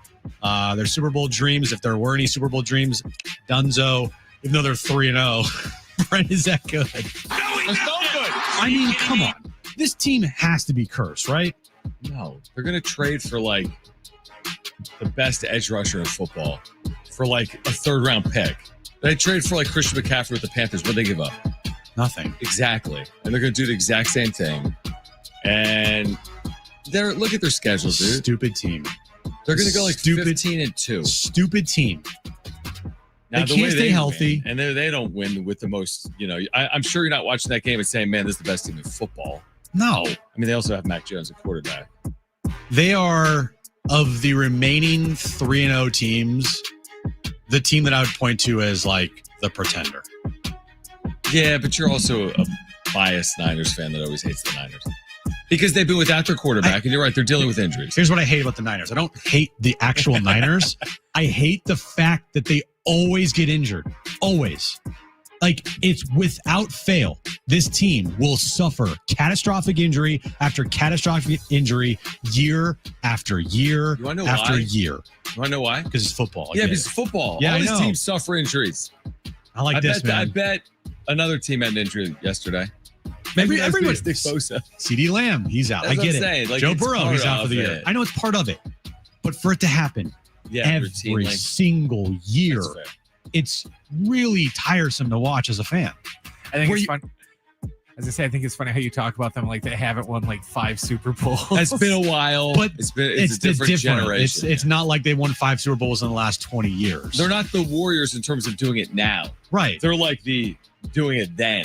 Right. And by the way, the last 3 Super Bowls the Niners have been to all have been epic crushing defeats. True. It has been a while since they've won. My final one is Jordan Love. How about this? The Packers lose to the Cleveland Browns. Woof. Jordan Love sacked 5 times. It was a weekend of upsets. None bigger than this one, especially with the wins they had earlier in the year.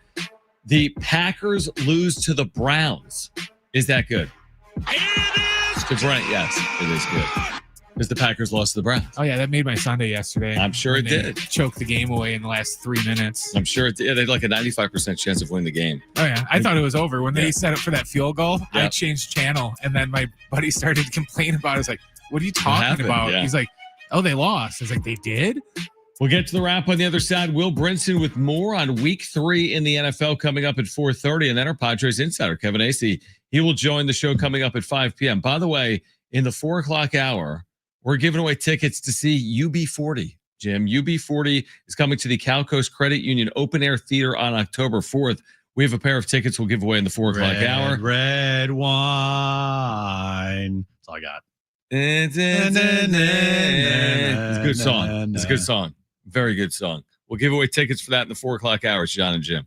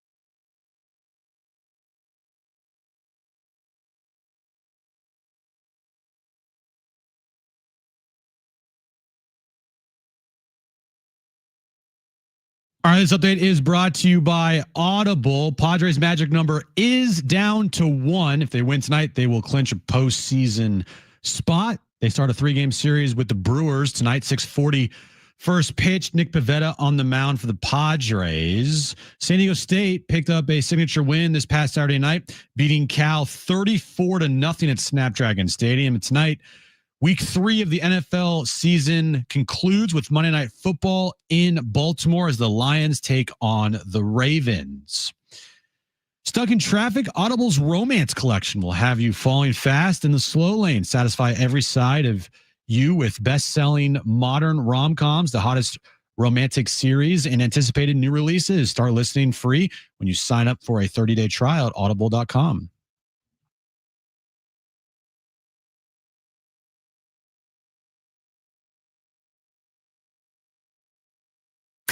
Get started. What to make of the series in the Windy City? Swing and a miss. He struck him out. Padres win. They hold on to a 3-2 win today. And they take the series from the White Sox. Are the Padres ready for the postseason? STFC ties with Atlanta out in the Peach State. Meanwhile, we get another glimpse of Aztecs fast. Takes the snap, fakes the handoff pressure, steps up, fires downfield, and this is going to be caught at midfield. It's Napier. He's in foul territory down the sideline. J.K.S. takes the snap. He's pressured, and down he goes for the second time. Back at the 19-yard line, and it was Chris McClay that got home. A big win for the Scarlet and Black. A look back at the weekend and a preview of the Brewers series that starts tonight at Petco. Live from the San Diego Sports 760 studios, John and Jim. All right, San Diego and Southern California, what's going on? This is hour 3 of John and Jim. And we will give away some tickets to see UB40, Red Wine, at the Count Coast Credit Union Open Air Theater on October 4th. We'll do that this hour. Will Brinson, CBS Sports senior NFL writer, he will join us at 4:30. Kevin Acey from Petco Park. Could tonight be the night? And by could tonight be the night, we mean could the Padres clinch a playoff spot tonight with a win against the Milwaukee Brewers? They could. They could. It could be tonight. They could, but they have to win. They can't clinch by losing because there's some times where tonight, yep. Even if you lose, you clinch. Now, if they do lose tonight, tomorrow the magic number still remains at 1. Yep, never can go up. And you'll know definitely before you're done, because it's contingent on what happening, a Mets or a Reds loss. Is that right? Or what's it contingent on? A Reds loss? I think it's a contingent on a Reds loss because you hold the tiebreaker against the Mets. No? You hold the tiebreaker with the Mets means that it's contingent maybe on a Mets loss. What about a Mets and a Reds loss? Well, that would be a 2. And the magic number is 1. I don't know what it's contingent on is the point. Is it contingent on the Mets or is it contingent on the Reds? Or does it not matter? And if either lose, they're in. Well, tomorrow the Reds play the Pirates at home. Reds play Pirates at home. Cubs play the Mets. It's a big series. Massive. In Chicago. Yep. D-backs play the Dodgers. Also important. In Arizona. Yeah. So, yeah, it's an important week for everybody. Okay. It's a very important week. And it's a very important night here for the Padres. All right, we're going to hear from Mike Schild because you have to hear from Mike Schild. He has spoken with the media. There'll be updates here on Bogaerts and Tatis. Is tonight, this starts with being in a clinching spot. Is it just business as usual tonight for the Padres? Oh, there's emotional room for this. This is why, from the day after last season, we get ready for a day like today. And that's a lot of blood, sweat, tears go into it, and need to take care of business and make it happen. Yeah. How good is it to have Nick Pivetta on the mound for you to get it done, the guy you've been able to depend on all season long? Yeah, it feels great. We're excited anytime Nick's out there, but tonight is really cool, and I expect him to go out and pitch very well. Yeah. Any update on Xander? It looked like he was doing some batting practice and bouncing around. Yeah. Before you guys maybe saw batting practice, he went through quite a workout and got him on the bases and really stretched him out, home to first to third, second to home, and then took him through a nice ground ball routine that, forced him to go to all different angles, backhand, slow roller, forehand, double plays, feeds and pivots, and he really looked good. He looked really good. Then he took some swings off the machine in BP and just got there sitting down with him and feels good. And unless something, unfortunate happens, we would expect him to be in there tomorrow. But we just have to see how he recovers from today, which is a pretty extensive workout, but he looked fantastic. Only one other team in franchise history has reached the postseason in back-to-back seasons. How important was that and the goal for you coming into this year? And what it is? Yeah, it's very important to the organization. I mean, we're in a good, I think, right in the beginning of the best era of Padre baseball. As far as, one of the primary things that excited me about taking this particular role and being the manager of this club is a lot of things, but really the expectation of sustained success, and sustained success is ultimately how you're consistently going to the playoffs and being a viable playoff team. And so, it's something this group, it means a lot to, and we're excited to go make happen. Is there a percentage chance you'd give Xander coming back this homestand? Say that again? A percentage chance you would give for Xander to come back this homestand and maybe even tonight? Well, he's not going to be activated today, but I would say it's a very high chance if he recovers well. But we'll see with Xander soon. Mike, do you have playoff rotation set up yet? Barry, we have to get in the playoffs, buddy. Hey, so we'll let you know when that happens. Don't get the cart before the horse. Yeah, I was talking to Tori about it the other day, and he had his sequence set up. Okay, well, It good. looks like the Dodgers have a sequence set up, and we imagine you do too. We have thoughts. We have our thoughts. I bet I can figure it out. You're a smart guy. I bet you can too. When you're in a situation like this where if you win this game, you're in the playoffs, do you manage it any differently or talk to your players about maybe not getting too hyped up because of what is at stake? No, our players, man, listen, we normalize how we compete. So it's not like today we're going to go, the guys know what today's about. And, as far as managing different, I've managed with every game I've ever managed. So I don't think anything will change today. Mike's both Toddy and Oriano out of today's lineup. Is there just rest days or dealing with anything? Oriano's a scheduled day. He's been going pretty hard. Toddy is not feeling great. Didn't wake up feeling really good. So we're getting him checked out. So his is more, from a reason, and Oriano's more from just he's ridden pretty hard and he's ready to go, ready to get a day off his feet. Is that an illness for Toddy? Or Yeah, he's not feeling good. Yeah. The Diaz-Pivetta combo has worked very well for you guys this season. Have you thought into whether that would continue into October and what that might look like? I know not putting the cart before the horse, Right. but those two have worked well, and whether that. I think we expect Diaz to stay with Mr. Pivetta. It's worked well, and they get along very well and are in sync. And I wouldn't see any reason to change it regardless of circumstance. How about that? At least Diaz will start game one of the postseason as Nick Pavetta's backstop based on that. But and I know we're not putting carts before horses. I get it. Barry. You can't have a playoff rotation before. You talk about bad karma. Imagine announcing a playoff rotation. Barry. Hey, here's our rotation. I know we give Mike Schultz a lot of crap, but that moment right there, I am 1,000% on Schultz's side. But the way he did it, I give a lot of credit to Schultz. He's almost like playful, dude. It's like when you have a little brother and you hold him back with your palm. Yeah, Barry's the the Office meme where I forget not Dwight, but Steve Carell's character. I'm blanking on his name. Michael, yeah. When Michael Scott. Yeah, I'm an idiot. I know. teaching There you you go. about pop culture. You ever see that meme where Michael Scott is pushing the old person out the door and he's just closing the door on the old person? Yes, of course. That's what Mike Schultz just did there to Barry Bloom. Hey, old man, okay, we got this. All right. We don't just go away. By the way, the reason you don't do this, by the way, I mean, of course you don't do it. Look no further than, the American League, where the Tigers have blown a 10-game lead in 10 days. Yeah, it's gone from 10 to 1. They've lost 9 games in the standings in the last 10 games.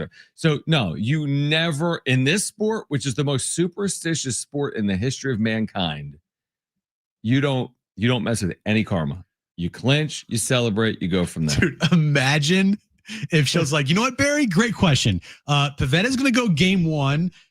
King's going game 2, and we're actually going to go Yu Darvish game 3. And the first game in Milwaukee was we were really confident Right. to beat the Cubs. Yeah, Cease will go game 1 in the DS against the Brewers, who we're going to face tonight. Come on, man. The dumbest questions that Barry drove asked. down there.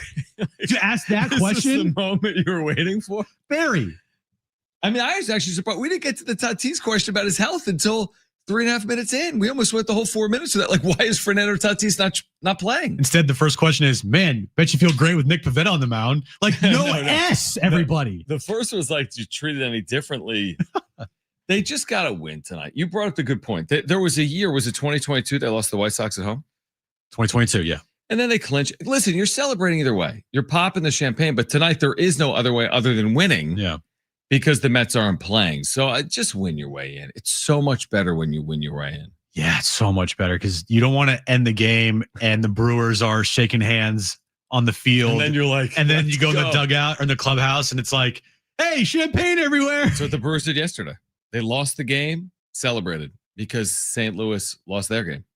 Now, was that for the division or just a postseason The berth? division.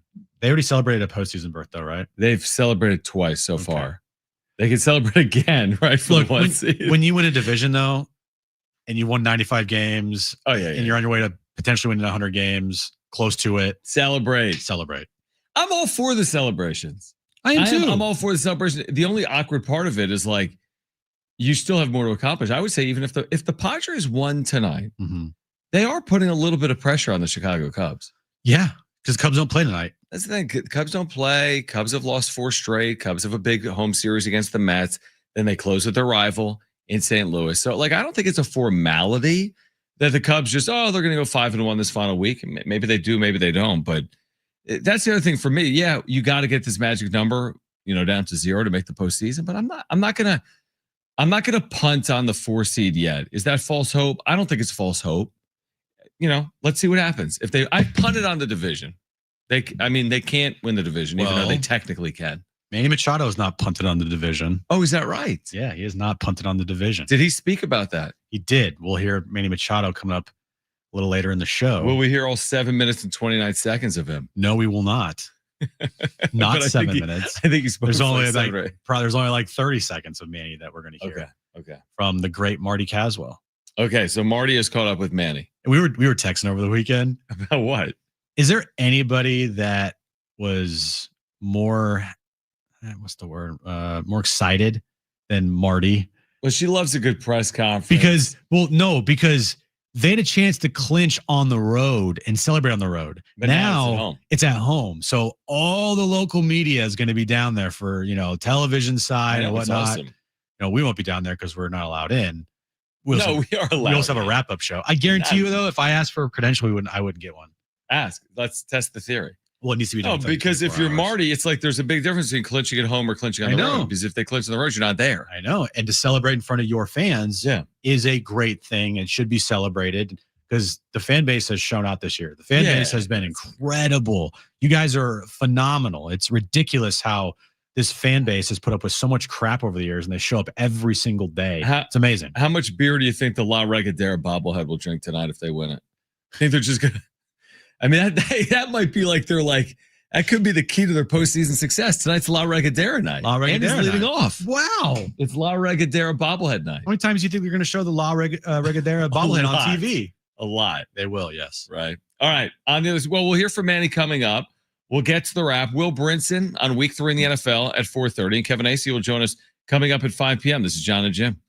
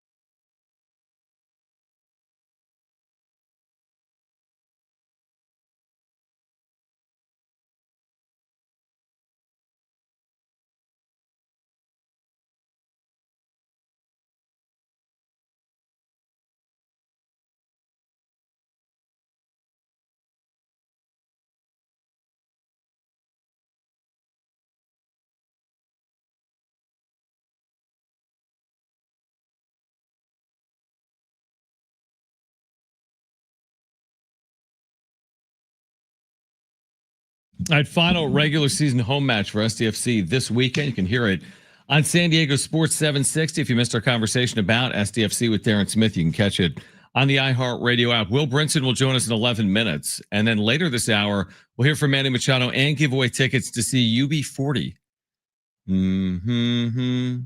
Red wine. Yeah, that's what I was humming. Yeah, it's a good job. Cal Coast Credit Union Open Air Theater, October 4th. What else would we know from UB40, Brian? They had a cover of an Elvis song that I can't remember what it is. Okay. There you have it. They had a couple hits. Yeah, Red Wine hit. It's like, yeah, that's a hit. That's a hit right there. Yeah, that's like a 3-hit game. Red Wine. There you go. Yeah, that's like a 4-hit game. Yeah. Truthfully. All right, so coming up at 4:30, Will Brinson. Right now, let's get to this. It's time for the wrap. Presented by Sombrero Mexican Food. Check out their website at sombreromex.com. Can the Niners overcome the loss of Nick Bosa? Yeah, and that's a timely question since he's out for the year. I mean, they don't have a choice. That's like, a good point. They went from a sneaky can maybe contend in the NFC because they're scheduled and starting out 3-0 to like a team that even if they made the postseason, I don't think it's going very far. I mean, you can't. I'm sorry, Nick Bosa was can't lose him to an injury type of player for this team. There was like 4 or 5 guys on the team you could not lose to season-ending injury. He was one of them. The loss hurts. It's a massive loss for this team. So my answer to that would be no, they can't overcome it in the long term. Short term, maybe, but long term wise, the loss of Nick Bosa will be felt. You act like he's a guy that's had like 18 and a half sacks in a year, or had like 15 and a half, or like has been double digits his whole career, or like completely changed his games. And a former defensive player of the year, right? That's what you're acting like they're missing in the prime of his career, which is what he's currently in as a 27-year-old. I mean, the question now is like, will he ever be the same? This is he tore his right ACL now twice, once in high school, now again in the pros, tore his left ACL knee in 2020. I did come back and win Defensive Player of the Year after that. That was good. Which is very good. I mean, this guy's a freak, obviously, based on all of his successes. So maybe I would be more concerned with the 2025 impact. 2026 and beyond, you'll see. But the 2025 impact, I mean, I know we kind of joked off air, but I mean, the good news is it's only the 3rd week of the season. I feel like there's things they could do, including via trade at some point between now and whenever that deadline is. But yeah, I mean, you can't sugarcoat it. That's like losing. They can't Nick Bosa. They can't go a single game without having just a major injury to their team. Well, that's got to end, because if they have another one, it won't. At some point, you can't. My guess is next week it's going to be Fred Warner. That's my next guess. Let's predict the season-ending injury every so Friday. I'm going to go Fred Warner week 4. I'm going to go Trent Williams week 5. I'll go Chris McCaffrey week 6. That long? I'll go Ricky Pearsall week 7. And then Purdy the day before the playoffs start. And then when Mac Jones. And then when Kittle returns, he'll get hurt in week 8. Brock Purdy week 9. Brandon Ayuk, when he comes back, he's going to re-tear his ACL again week 10. Yeah, they're screwed. They're fine. They're 3-0. Kittle can go make some awesome Little Caesars commercials. They're fine. He already did. Next no, question. He can make more, I mean. Next question. Who wins tonight's Monday Night Football showdown between the Lions and the Ravens? I'm going to go with Ravens on this one. Lions on the road, outdoors on a grass field. Not great. Indoors, at home, they could be one of the best teams in football. But on the road on grass, yeah. I'm going the Ravens. I'm with you. Ravens at home, right? Take the home field. I think it should be a good game. I think it should be a very good game, but I'll take the Ravens at home here tonight. Next question. Who is currently the best team in the NFL? I'll go with Buffalo just because the Josh Allen thing. But what Josh Allen thing? Like they have Josh Allen, right? The Josh Allen thing, right? Like what happened? Yeah, they have Josh Allen. But I will say this: I know you're gonna laugh at me. Don't sleep on the Indianapolis Colts. Stop. What? Just because. Okay. Now this sport works. It's rare. Tell me I'm wrong here.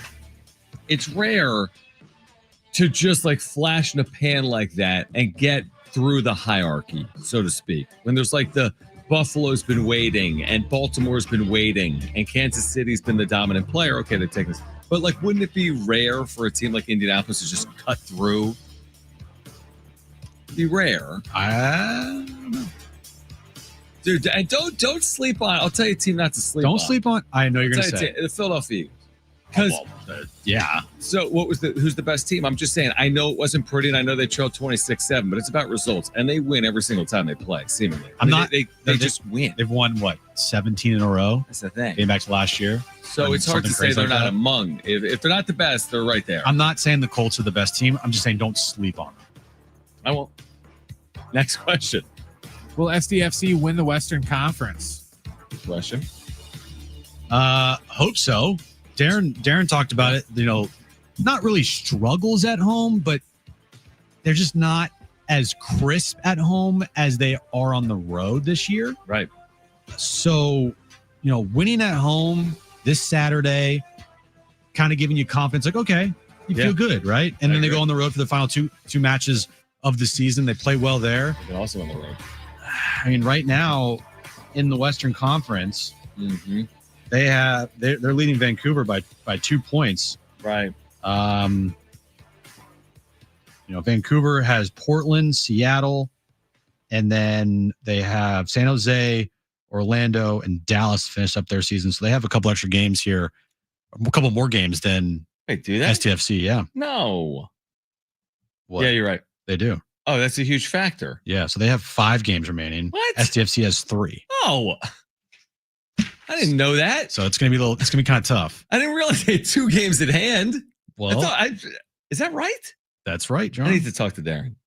2 games at hand is a lot of games. Yeah, they it's play not 1 game. They played this Wednesday and Saturday. Oh, it's a quick turnaround there for Vancouver, and then 3 games in October. So they got 5 games remaining, 5 matches. So then they kind of have the inside track, being just 2 points back. Probably, 2 matches. probably. Yes. So that's why I'm circling this Saturday against San Jose, who's on the outside looking in. That's a must win. That's not a must get a point. That's a must win. To win the West, you have to beat San Jose on Saturday night.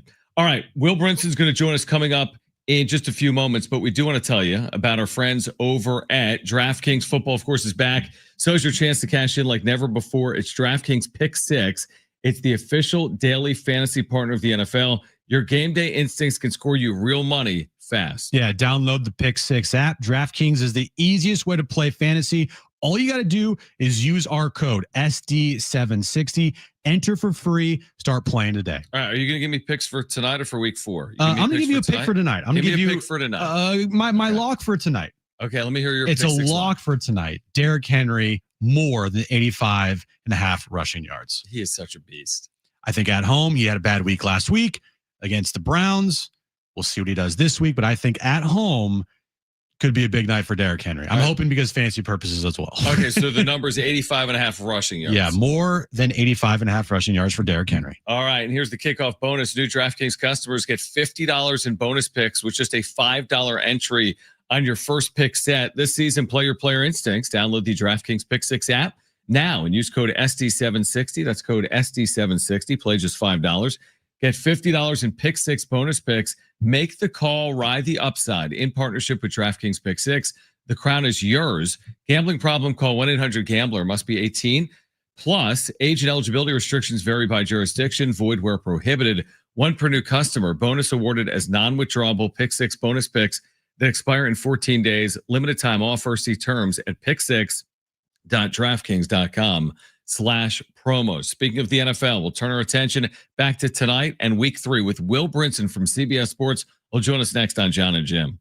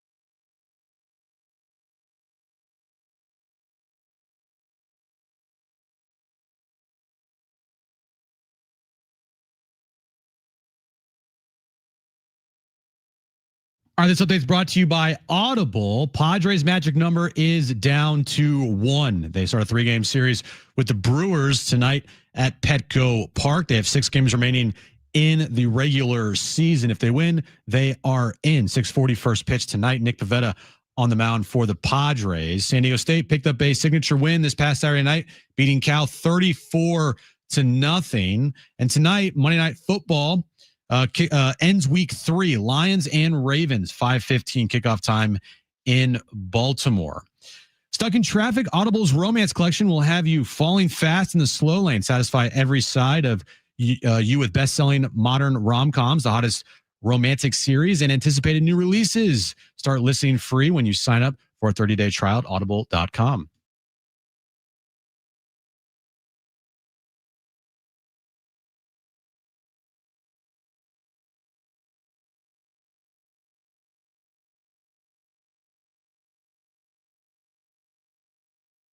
All right, we're hoping to connect with Will Brinson, senior NFL writer, CBS Sports, as we're also getting you ready, of course, for the NFL Monday Night Football tonight. We'll be talking Padres plenty between now and 6 p.m.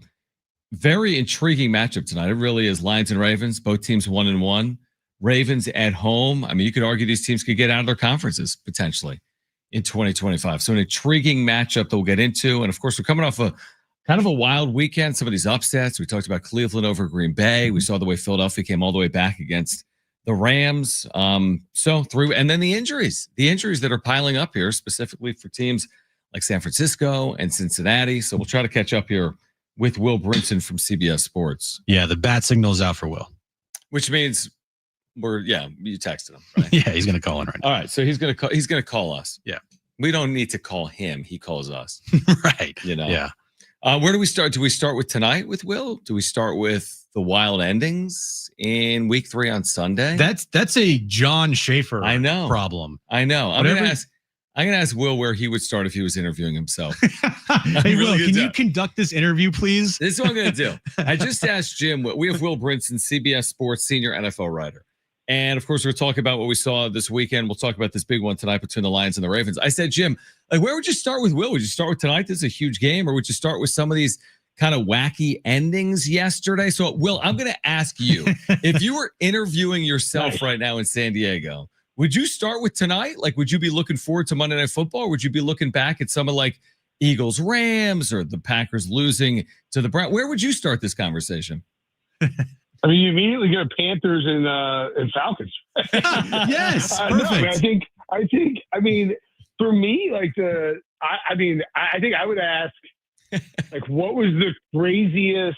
Because there, we see the witching hour all the time, right? Yeah. And there's this 30-minute window where all hell breaks loose, and there's some good ones. I've seen some good ones. Yesterday was up there.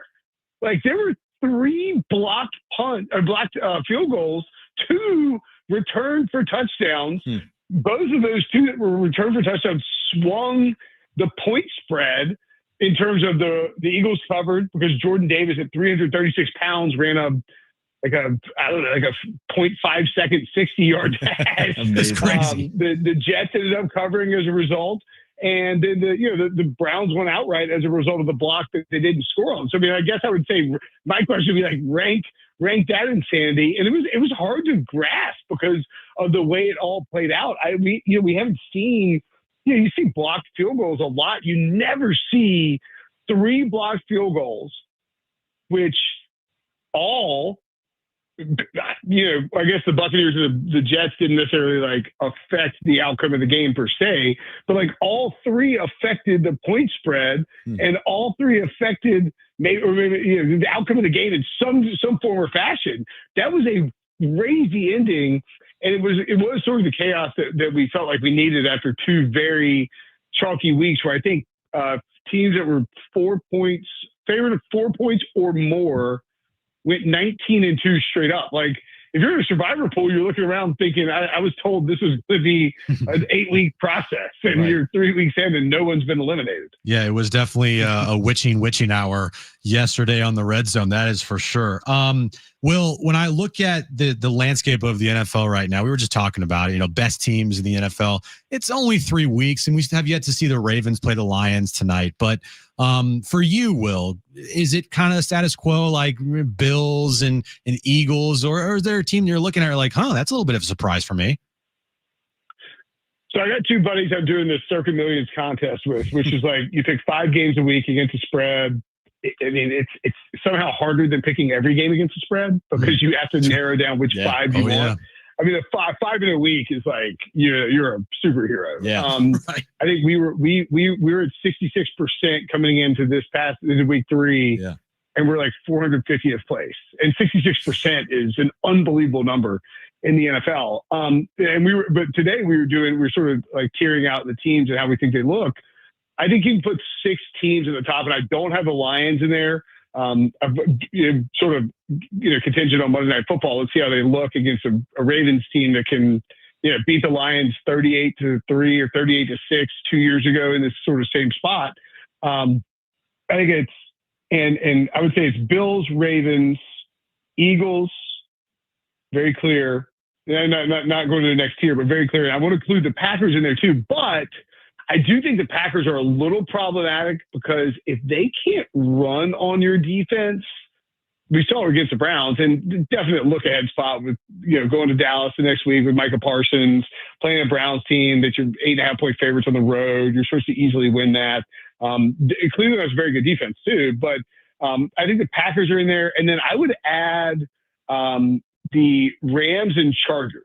And I hate to do this on San Diego radio because, Chargers, but man, Jim Harbaugh is just a really good coach, and that's a really good team. And Justin Herbert looks like he's taking a big leap forward. I think if you can get him to win the MVP at 10-1 or more, it's really good value still.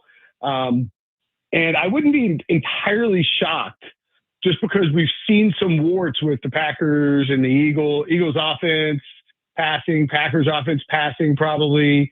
Bills and Ravens have some issues on defense.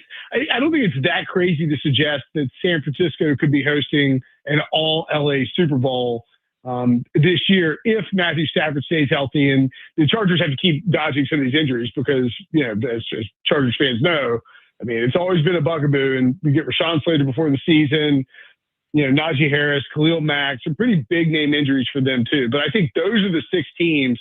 And if the Lions go into Baltimore and win tonight, I mean, toss them right in there with the rest of them. They would be at the top along with maybe the 49ers just because they're 3-0, 2 games with Mac Jones, basically half with George Kittle, and Robert Saleh still running that defense. I think those are probably the 8 teams that I'd maybe be looking at. But unless the Chiefs, and then the Chiefs are in like their own tier, unless they get right, I think it's like it's going to be Ravens, Bills in the AFC Championship game, and then there's kind of a mash right now in the NFC that you think could come out of there.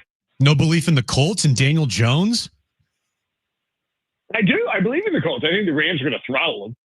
Rams are 3.5-point favorites. At 3.5, that half is very stinky.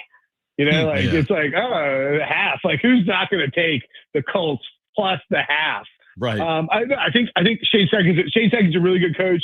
Jonathan Taylor looks like he's at max Jonathan Taylor. They have a very good offensive line.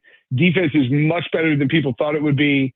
They should rightfully be heavy AFC South favorites. They are not going to beat the Bills or the Ravens in the playoffs, I don't think. I want to go back to something you said about 60 seconds ago. Will Brinson, CBS Sports, with us right now, and John and Jim. You said something that's kind of mind-blowing, which would be Chargers-Rams in a Super Bowl. But let's touch on the Chargers because I do think it's fair. They're 3-0. They've allowed just 50 points in 3 games, which is what you'd expect from a Jim Harbaugh-led team. And I look at the schedule, Will, Giants, Commanders, Dolphins. I mean, they can pile up some wins. I mean, what's the ceiling in terms of a win total for the Chargers in a regular season? It's probably a pretty big number, right? Yeah, it's pretty high. And look, like we talked about this before last season, and I think just sort of for me personally and all of San Diego that's listening, I would just say that if Jim Harbaugh had ever coached Phillip Rivers and had been the coach of the Los Angeles Chargers or the San Diego Chargers at that time, that they would have won a Super Bowl. Okay, so like this is not a Chargers leave San Diego and Chargers, and nothing's happened, so we don't know. But like Jim Harbaugh just wins football games. That's what he does. I mean, he won at Stanford, which is ridiculous because Stanford hadn't been anything before or after Jim Harbaugh. Really, they saw a little decent run with Harbaugh's players. He won at San Diego University, right? I mean, he won there. Yeah. He goes to the 49ers and just immediately goes to like 3 straight NFC Championship games and wins 13 games his first season. He gets fired by the 49ers because they're idiots, goes to Michigan and wins a national title at his alma mater. And now he's back in the NFL. He's calmer. He's just as intense. He's calmer in terms of like he's not fighting Pete Carroll on the sidelines, but he's like just the same guy. Live each day with an enthusiasm unknown to mankind. Who's got it better than us? All that stuff. Yeah. He's just. I think he's a Hall of Fame coach. I thought that for a few years now. I think he'll end up there. And he gets the most out of his players. Like Quentin Johnson under a different coaching staff is on another team in a year. But instead, he's like the alpha wide receiver with Ladd McConkey and Keenan Allen on the roster for the Chargers. Amari Hampton looks incredible. They've done a good job getting players in there. They lose their left tackle before the season and don't really like lose any steam on there. They lose Khalil Mack before week 3, and no big deal. Go out there and find a way to beat the Broncos. So yeah, I mean he's just a guy who wins everywhere he goes. He gets the most out of every inch of his roster, and if the Chargers, if he shook off the Chargeriness of the Chargers and won a title with them, I wouldn't be that shocked. Yeah, that'd be incredible. And we all kind of felt that way when they hired Jim Harbaugh. Like eventually they're going to win. Good, yeah. Yeah, eventually they're going to win. Switching gears to Caleb and the Bears, feels like with how well they performed yesterday, and Caleb actually has looked pretty good other than the opener against the Vikings. Like maybe a little too premature to say that this with him and Ben Johnson wasn't going to work. Yeah, for sure. I think you could actually make the case that Caleb in the first 2 weeks of the season that it was maybe overshot. Ben Johnson being a first-year coach and calling plays, which always is tough. That's just a tough thing to do. You're going from like running a meeting to running a company, and you're doing all of that at the same time as you're still running a meeting like every week. Yeah.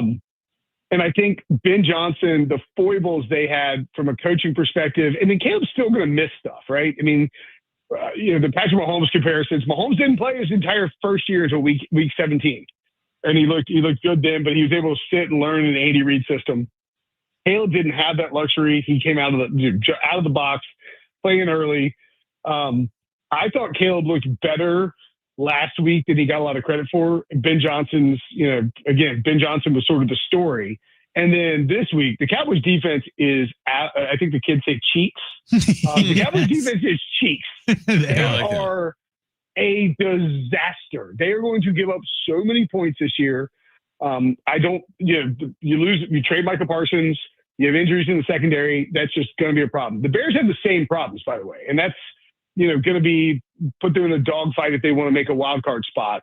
But I think Caleb looks really good, and you just see the throws, like it just passes the eye test. Rome Odunze is taking a huge step in year 2 that a lot of people didn't think he would make. DJ Moore's kind of become not even the number 1, like Odunze is the 1 now. Colston Loveland got banged up, but probably would have ended up having a big game against the Cowboys if 1, he'd been in there, and then 2, because Cole Kmet called that touchdown, and then 2, if the Cowboys fought back at all. The Bears are frisky. They have some offensive line problems for sure. Last week 3 against Cowboys, first game of Caleb Williams' career, he was not sacked, which is wild. I mean, he's been around for a cup of coffee. And I think the secondary for the Bears, with all the injuries they've got, that's a problem. And the offensive line's a big problem. But this Bears team is going to be probably putting up points. Like they're in that Cowboys range where if they come out and play their best offensive game they're going to be a problem. They're going to put up points. It's whether or not they can get the stops, and they did yesterday. And losing CeeDee Lamb for the Cowboys is obviously a problem too. Will, real quick before you go tonight, Ravens, Lions in Baltimore. Lamar's always been really good in the primetime games in the regular season. How do you see this one going? Lamar didn't have an interception on Monday night. Like ever? 22 touchdowns, 0 interceptions on Monday Night Football. Wow. And like you can chalk that up to randomness or small sample. I don't know, man. I mean, that feels like a future crazy. Hall of Famer rising to the occasion. They're at home, obviously. Ton of points, 53.5. I wouldn't dream of taking the under. I could definitely see why you would consider it because there's a ton of points. I think the Ravens could blow out the Lions. I don't think the Lions could blow out the Ravens. I got Baltimore winning by more than 5, but I really hope it's an entertaining game because, I mean, I'm not the only one who fell asleep and forgot to set their alarm trying to watch Russell Wilson and Patrick Mahomes battle. I fell asleep twice during that game. I don't want to talk about it. Oh, gosh. Awful game. It was awful. Will Brinson, CBS Sports senior NFL writer. Will, we always appreciate your perspective on the NFL. We'll do it again next Monday, all right? All right, guys. Talk to you next week. All right, great stuff. Brought to you by the all-new Hamul Casino Resort, the Players Place.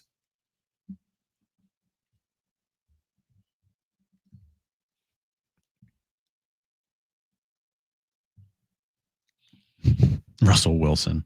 Manny Machado is not Russell Wilson. No, he's not. But He's way better. He's going to speak on the other side about the division, the D word. Oh. Manny's not willing to give up on it as of yet. Or is he? We'll hear from Manny on the other side. We'll give away tickets to see UB40 at the Calcos Credit Union Open Air Theater. And then Kevin Acey joins us in 15 minutes on John and Jim.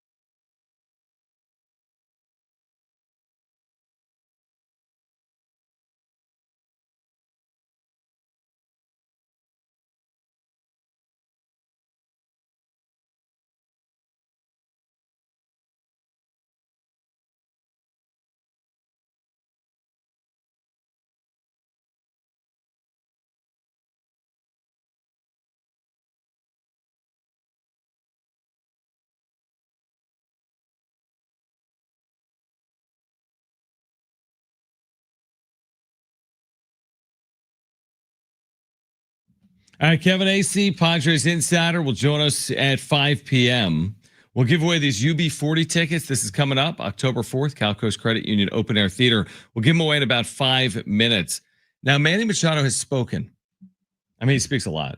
Well, yeah, he speaks. He speaks. He talks. And he's not yet ready to give up on the division. This is from Marty Caswell inside the Padres clubhouse. Thank you, Marty, and let's listen to this. I mean, dude, you're way far ahead of me. I'm still trying to win this division. We still got a chance, so hopefully we'll be hosting. Yeah, but we still got a chance for another spot. Just winning the division, yeah. Okay, what? You don't believe it? Well, because the Tigers Have the what? have the winning record against you guys. You're like 4 games back. So yeah, I have my doubts that you're going to do that. But I love that. I love that you have your doubts. I love doubters. I've dealt with that my entire career. Hey man, I'm the chief doubter around here. Oh yeah, I know. Oh, I know. Barry is like stirring that pot, man. He's just stirring that pot, man. Wow. Turn that S pot. I thought Manny was good. I mean, listen, Manny, I got my doubts too. Sorry, Manny. I got my doubts. So let's just play the game. Okay. Because we've been talking about the Cubs. Is it possible to pass them? For the Padres to win the division, here's the scenario. Give it to me. 6-0, Dodgers go 2-4. 5-1, Dodgers go 1-5. 4-2, Dodgers go 0-6. Okay. Those are the scenarios. Now they close to Seattle and they have Arizona on the road beginning today or tomorrow? Tonight. No, tomorrow. Sorry. Tomorrow. You tell me. I mean, listen, Seattle's been great. Mm-hmm. Arizona needs them all. Yep. I mean, they need them bad. They can clinch it 3-3. Yeah. The Dodgers can. Mm-hmm. I've punted on the division. I have also punted on the division because of the tiebreaker scenario. It's 3 Correct. back right now, but it's really 4 back. That's why I haven't punted on the 4 seed. Because the 3, I'll be like, okay, maybe. The 3-game differential, but you have the tiebreaker. When you get to 4 games with 6 to play, it's a wing and a prayer. Yeah. Where I stand is I'm pretty locked into that 5. Yep. But if the Padres take the first 2 here from the Brewers and the Cubs lose tomorrow night to the Mets, I agree. And we get to Wednesday afternoon and I'm like, it's 1.5 games. 1.5 games with 4 to play. Yep. Now we're potentially cooking with some grease here. Yep. But even then, you still need so much to go your way. Need some help.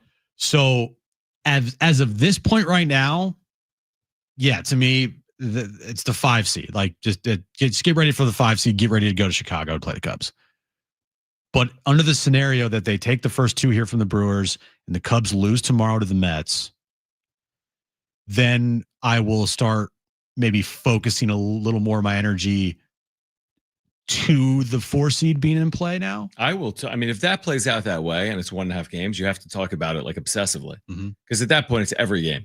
Because at that point, you're looking to sweep the Brewers and hopefully see another loss that by the Cubs to the Mets. Right there. And then it's half game with you have the off day on Thursday. So then the half game would go away there. Yep. And if you're tied or 1 back with 3 to go, then you could do it. Go for it.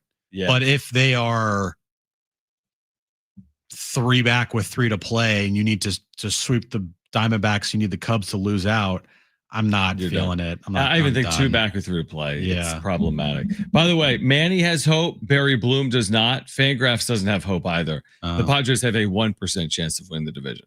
Okay. That's not good. That's not great, but so you're saying there's a chance? Brent was about to say it. Again, am I getting on a plane that lands 98.8% of the time? Probably Think not, about that. John. How many planes fly in the States per day? I'm asking you, hundreds? No, it's not hundreds, dude. It's thousands. Thousands, sure. Hundreds. 100. How many cities there are in America? I was thinking 999. Every airport is given 1 plane. Hundreds. Well, we'll go New to York is hundreds. Sorry. So the wait times are so slow. There are globally 130,000. Globally. In the U.S., the FAA manages over 45,000 daily flights, Jim. I was 294. I was thinking just specifically San Diego Airport. Yeah, they probably have a lot, right? They have a lot. I mean, you go down there, the planes are flying overhead every 2 minutes. I almost got arrested at the San Diego airport on Friday night.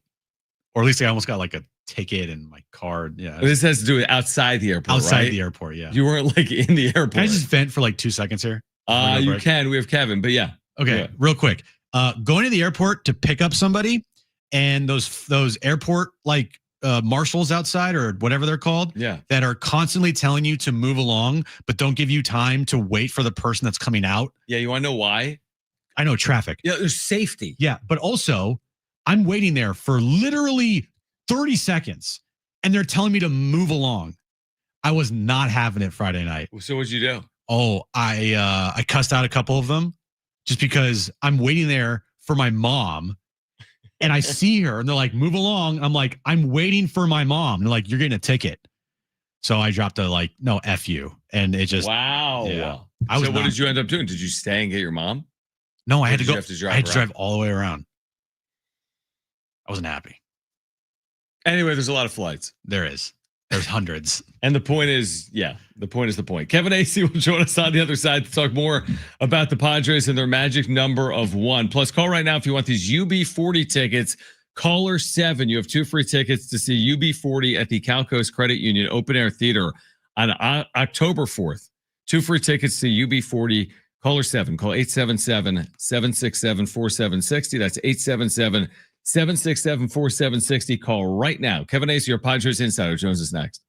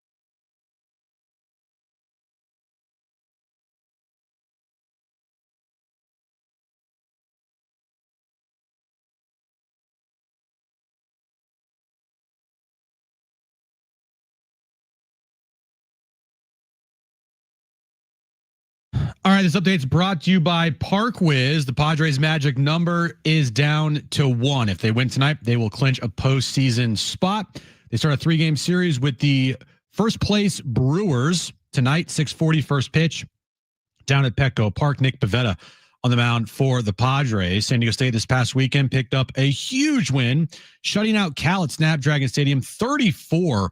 And tonight, Monday Night Football concludes week 3 in the NFL. Lions at Ravens, 5:15 kickoff time in Baltimore.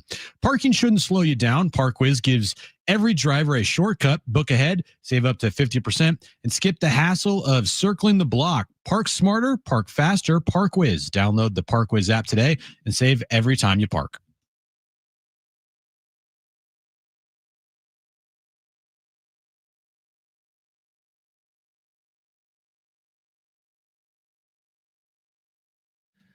All right, final hour of John and Jim. We kick it off with our Padres insider. He's been with us all season long, really all seasons long here on San Diego Sports 760. Nitty gritty time, Kevin.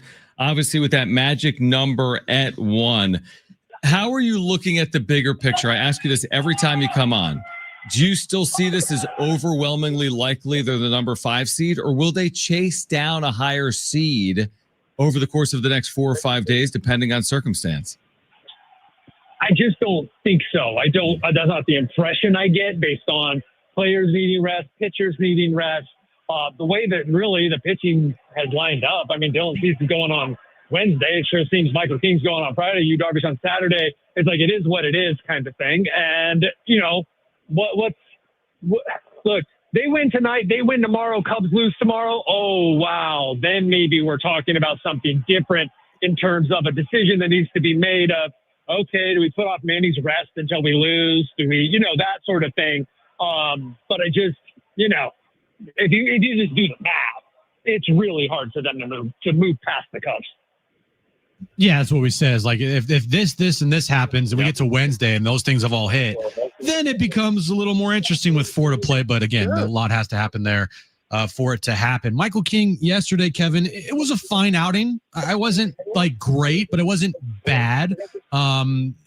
Final start probably on Friday against Arizona before the postseason. Is he like the one player on this team that you're waiting to see before the postseason to determine maybe your confidence level or predict how far they could go if Michael King goes out on Friday night and depending on what he does? Yeah, in a way, yes. I mean, I absolutely get that thinking. I'm just kind of in this mode right now of as I try to figure out how will the Padres flip the switch, or can they flip the switch and become the team that I watched for a portion of the season at least, or portions of the season, not too long ago, in fact. That's where I'm at. I'm like, I can't predict this team, but I'm with you. Like, if Michael King can't give them, so if we assume Nick Pivetta is going to give them what he gives them, and then if Michael King can't, now, yeah, I'm with you. Now, look, yesterday, when he was good, he was really good. And here's the thing that I think was both encouraging and a little dose of reality. Those very, very inexperienced hitters let Michael King off the hook. But Michael King was good enough to exploit them. And he looked good doing it, I thought. So now when he looks bad, he looks bad. He just couldn't correct. And that's something he's very good at. And he needs to figure that out in the next 5 days. And then, of course, in the 5 days before his postseason starts. It's amazing. Kevin Acee is our Padres insider because because you interact with fans probably as often as we do, if not more often. There's this malaise over the fan base to some extent, or almost like this level of disappointment with the way this has played out over the last 30 games. We talk about this all the time, but look at the Cubs. They've lost 4 straight. Look at the Brewers. They're dealing with injuries. They're not the team they were a month ago, and so on and so forth. Mets, wherever you want to go with it.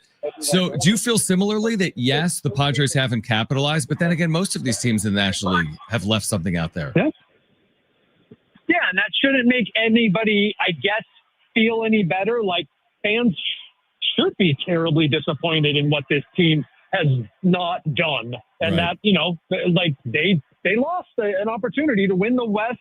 They lost an opportunity, perhaps, though the Phillies and Brewers have been pretty good. But, they lost the opportunity, at the very least, to have a home series. That's bad. the regular season and the postseason are just different animals. And I think that history, it's not a guarantee, it's a big risk, but history's shown us that Fernando Tatis Jr. becomes a different guy in the postseason. So, like, it seems like you can't, I think you're wasting your time if you get too worked up with where they're at. And think back to 2022. And now, the big difference was that Yu Darvish, Blake Snell, and Joe Musgrove were healthy and good, and they were firing. But what was your confidence level with after the September the Padres had in 2022 that they were going to go into New York and win? Like, I don't think it was very high. I really don't. And so now, big difference. But you don't need 6 innings, 7 innings out of your starters anymore. But I think we're seeing that they're missing Jason Adam. That's a big deal. But I just got to say, to get to your question, like the postseason and the regular season, especially this sort of the Padres, I'm not excusing them. I'm not. It's kind of gross. But, like, they felt like they were in the playoffs. Like, they basically were going to be able to, I'm not saying they verbalized this or said this, consciously, but they knew they were going to be able to stumble into the playoffs 2 or 3 weeks ago. And you know what? Crap happens, when that starts to take over, and that's just what's happened. So antennas went up when we saw the lineup today before we heard Mike Schultz speak about Fernando, and hearing that he felt a little ill this morning. Like, is that just what is he's just a little feeling under the weather, or maybe is he more sick? Like, have you seen Tatis today? What's the update with him? Haven't seen him. Don't know. I am in the process right now of writing a story about the Padres winning tonight and a story about the Padres losing tonight. Because there's this thing you guys might not know exists, because I know you read me online. It's called the newspaper. Yes. And so the second the game is over, I have to send a story with just a few different details, depending on if they win or lose, because, they're going to either clinch or not clinch Deadlines. So I'm on deadline. So I have not made any calls. I haven't checked on it. I'm gonna take the route that says, all right, I'm gonna take this at face value until Toddy's not in the lineup tomorrow. So let's just do that. Let's just take it at face value. Toddy looked fine yesterday, so he got a little sick. I guess. I have a deadline question because serious question. So you write a lot on deadline with a lot of 6:40 starts, for example, at home. Yes. What is, and now I'll give you an example. San Diego State plays Saturday night at 7:30. That game is not in the paper. Now it's not ending until very late. I don't know what time it was. 10:45. It was late. So what is the what is the deadline? Because the Padres play a lot at night all year long. What is the deadline to make sure the game is in the paper? 9 o'clock, unless it's really close, and then they'll hold for me at 9 or 9:15. Wow. But then at that point, every mistake I make is probably getting in the paper because there's just not going to be time. Gotcha. But they'll hold it for a close one. But if we're talking about the 7th inning, then it's getting in the paper as, here was the score in the 7th inning. And then I end up writing 2 or 3 stories for the different editions, and then an online edition too. So I would love a nice 6 o'clock start every night. That'd be awesome. Yeah, that makes sense. Okay, what's the update? I would like the paper to go away and we become an online world. How about that? A newspaper writer would like the paper to go away. I mean, you actually reminded me today that the newspaper is still a thing. So no, I listen. Yeah. What was that? I consider myself a newspaper that I write for. I write online now.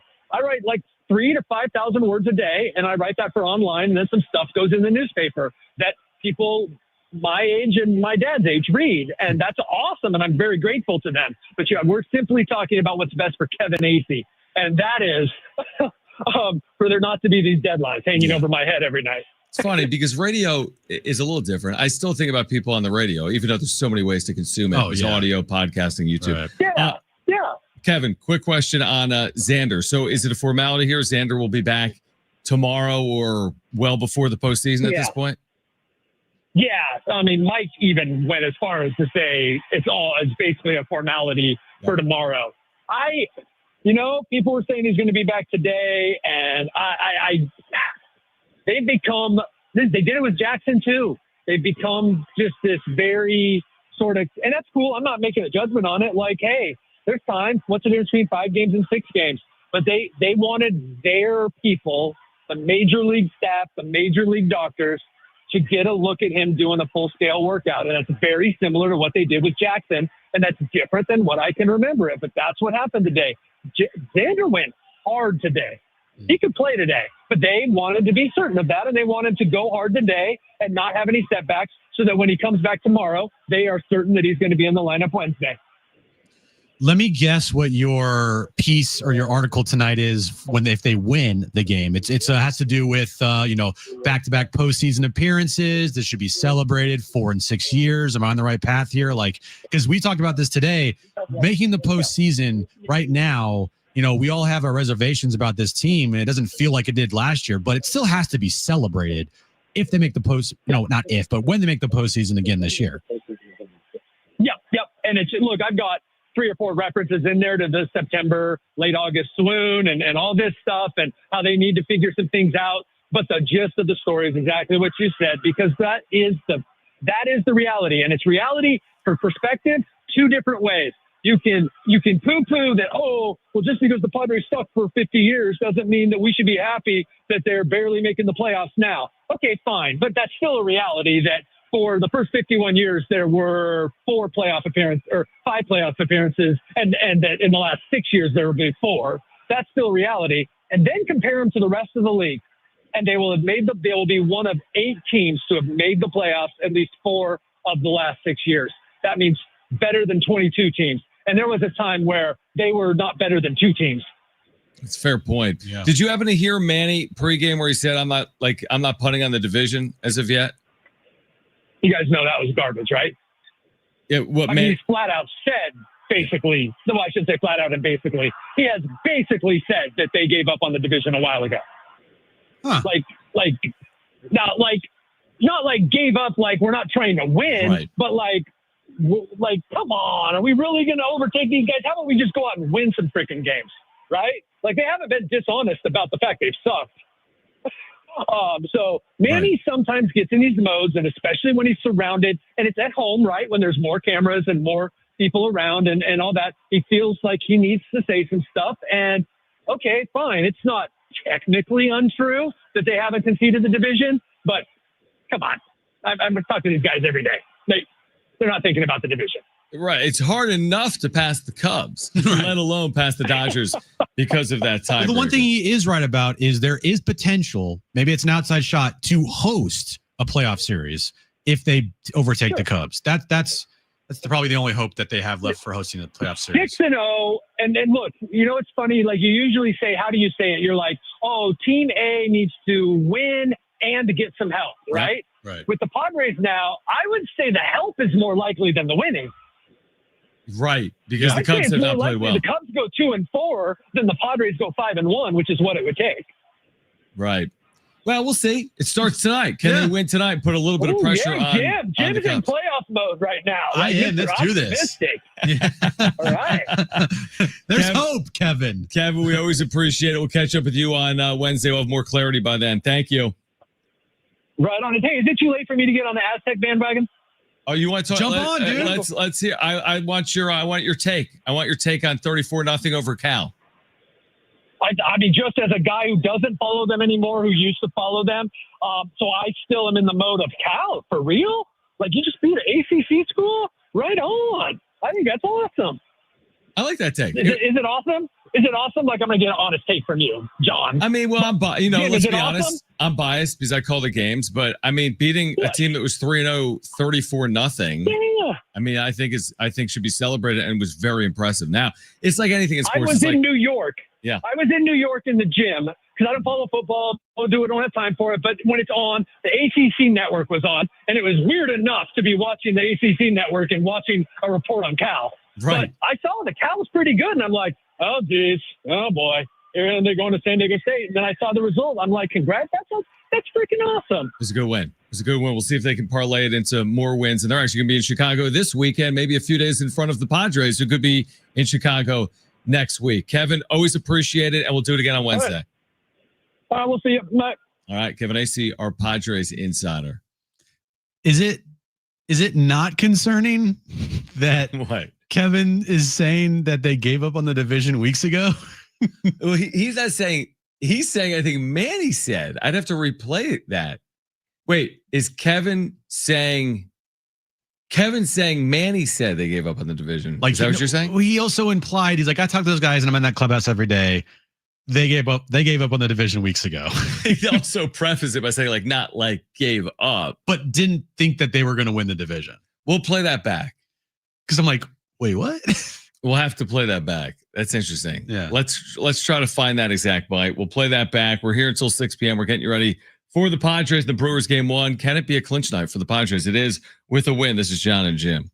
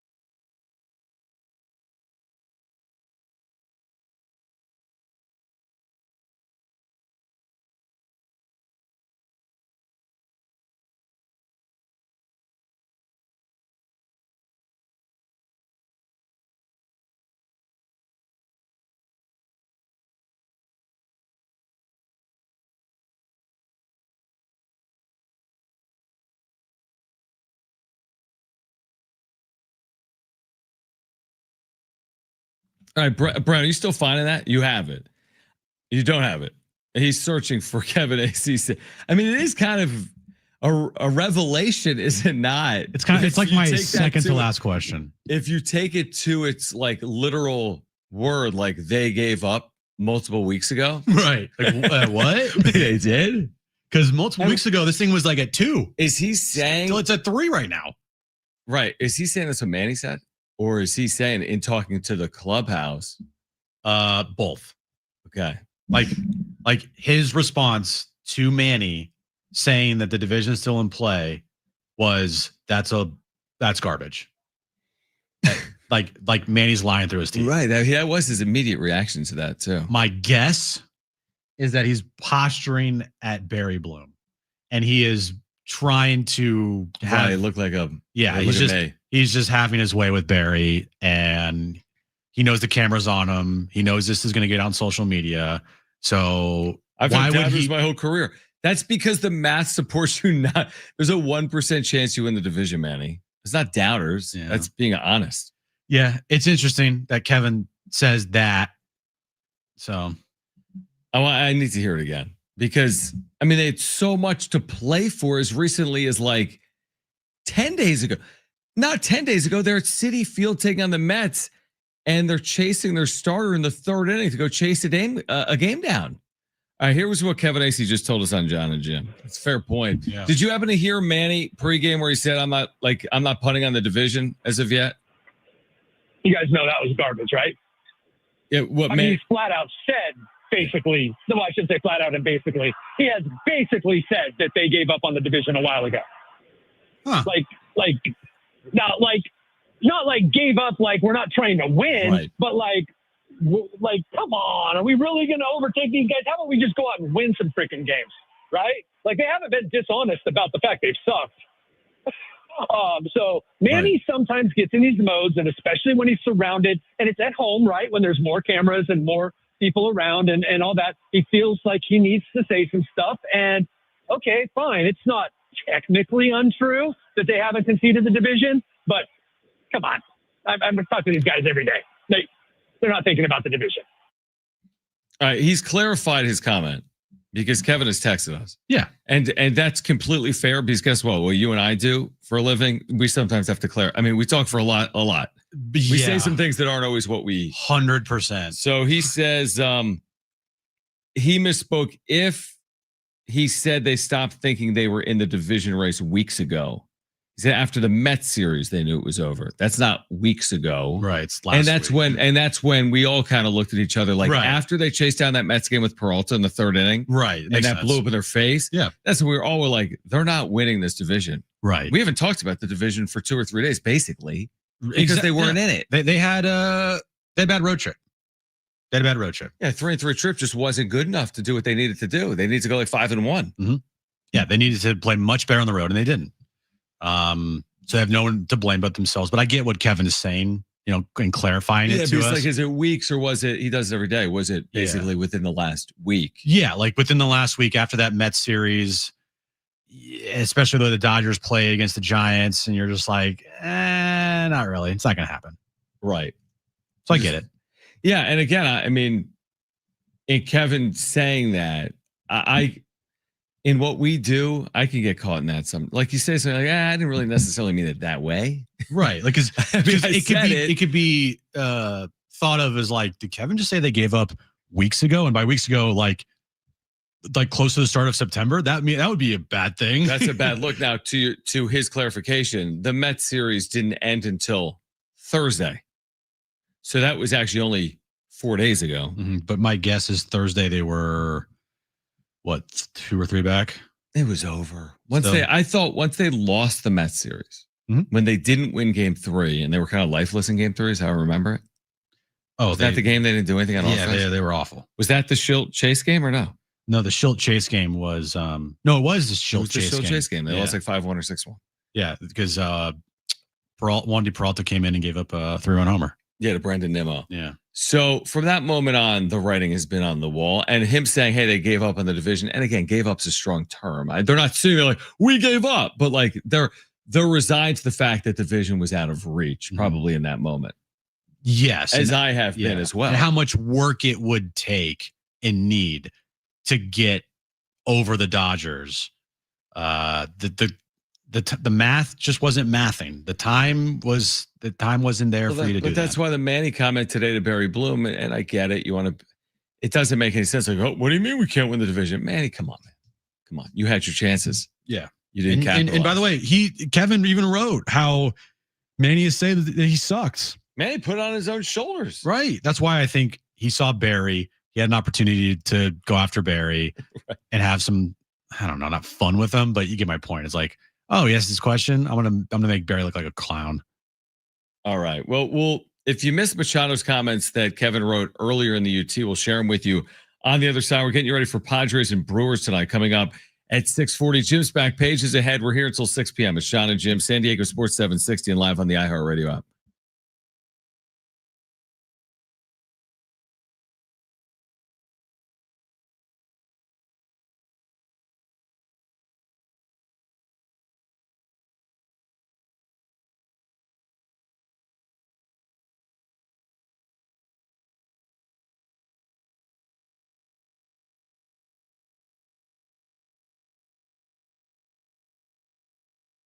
Her Gibson. Damn it.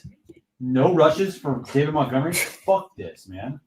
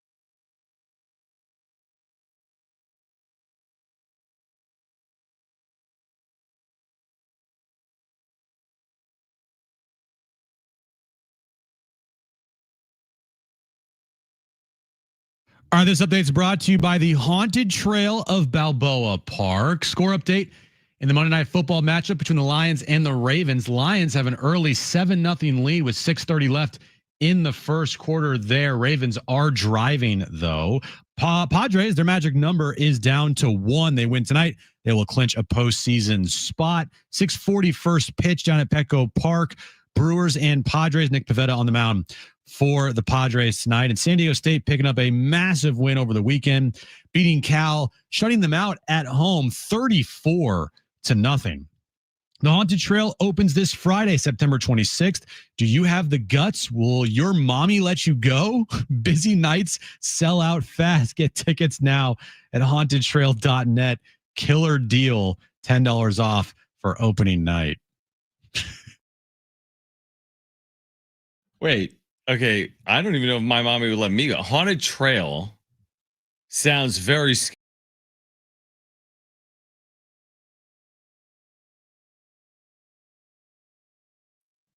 I don't like the ones with the live actors that come out and pretend like they're going to murder me. You remember like 2 years ago when John said he was going to go to that thing at SeaWorld with us for Halloween and then he didn't go? We're going to go. We're going to go. We're going to go. We're going to go. Sure. We're going to take Jones too, just like last time. Joe, we're going to scare. You can't take a 6-year-old to this. I feel like you'll be more scared than him. I did the Balboa Haunted Trail 2 years ago. And were you scared? Dude, it's legit. That's what I'm saying. Like it's live actors, right? Yeah, dude. They get very close to you.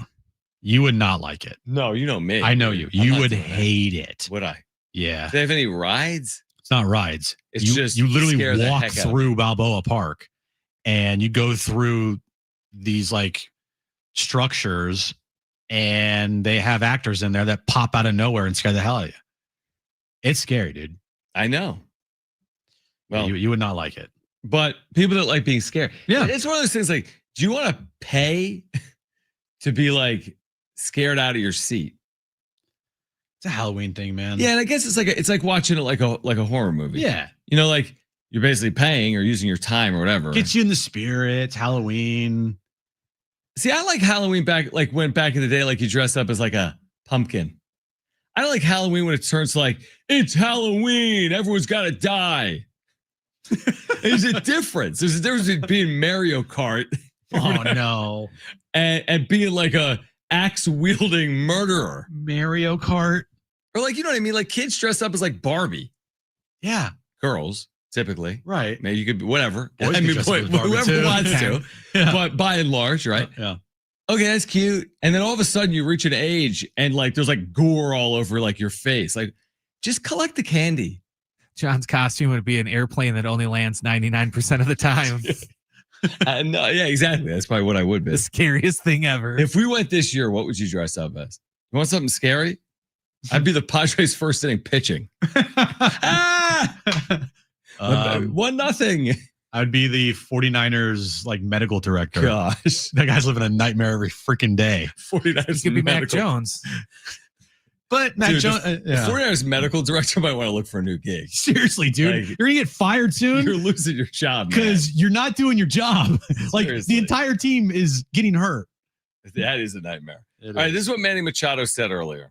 Okay, this was in Kevin's newsletter. All right, so they've been in the funk for like a month, right? This is what Kevin writes about. Uh-huh. Machado knows why. This is per Kevin AC in his newsletter. I have hit 100, he said. I've sucked and we've lost. That isn't the only reason, Kevin writes. It absolutely is, Machado said. So we can explain all of this to Machado, who says he sucked. But how could you say, I've sucked for a month and that's why we haven't played well, but I have confidence to win the division? Like I said, and we're not buying it. I'm not buying it. Yeah. But I will buy the fact that if Manny wasn't sucking, they would have played better. Were we on a hot mic, dude? Why? I think it was only on YouTube. It's only on YouTube. Don't worry about it. What's going on? Why is our chat freaking you out? Yes. Yeah, maybe it was earlier. I don't know. Were you cursing? I probably said the F word, but we were not on the radio. It was hot mic on all right. On YouTube. Yeah, it's fine, dude. Okay. It's fine. Don't worry about it. It's okay. It's on YouTube. It's okay. We're not on the iHeart Radio stream. We're not on the radio saying it. It's fine. Don't worry about it. All right. Well, whatever for everything we've talked about today related to the Padres and division, wild card, 4 seed, 5 seed, it basically comes down to this. They're in with a win. And from there, we'll figure it out over the next 4 or 5 days. But they're in with a win. Right? Simple as that. They win tonight. They're in the postseason. There'll be champagne. There'll be celebration. It'll be like the haunted trail. But it won't be scary like that. It'll be a celebration tonight inside the Padres clubhouse with a win. As it should be. Yes, as it should be. Agree. You know, over the, it's like you play such a long year. You have to have moments of your season where you got to step away from the grind, because if you are just constantly grinding away, man, this sport's going to drive you insane. What are you laughing at? It was you cursing about Jahmyr Gibbs.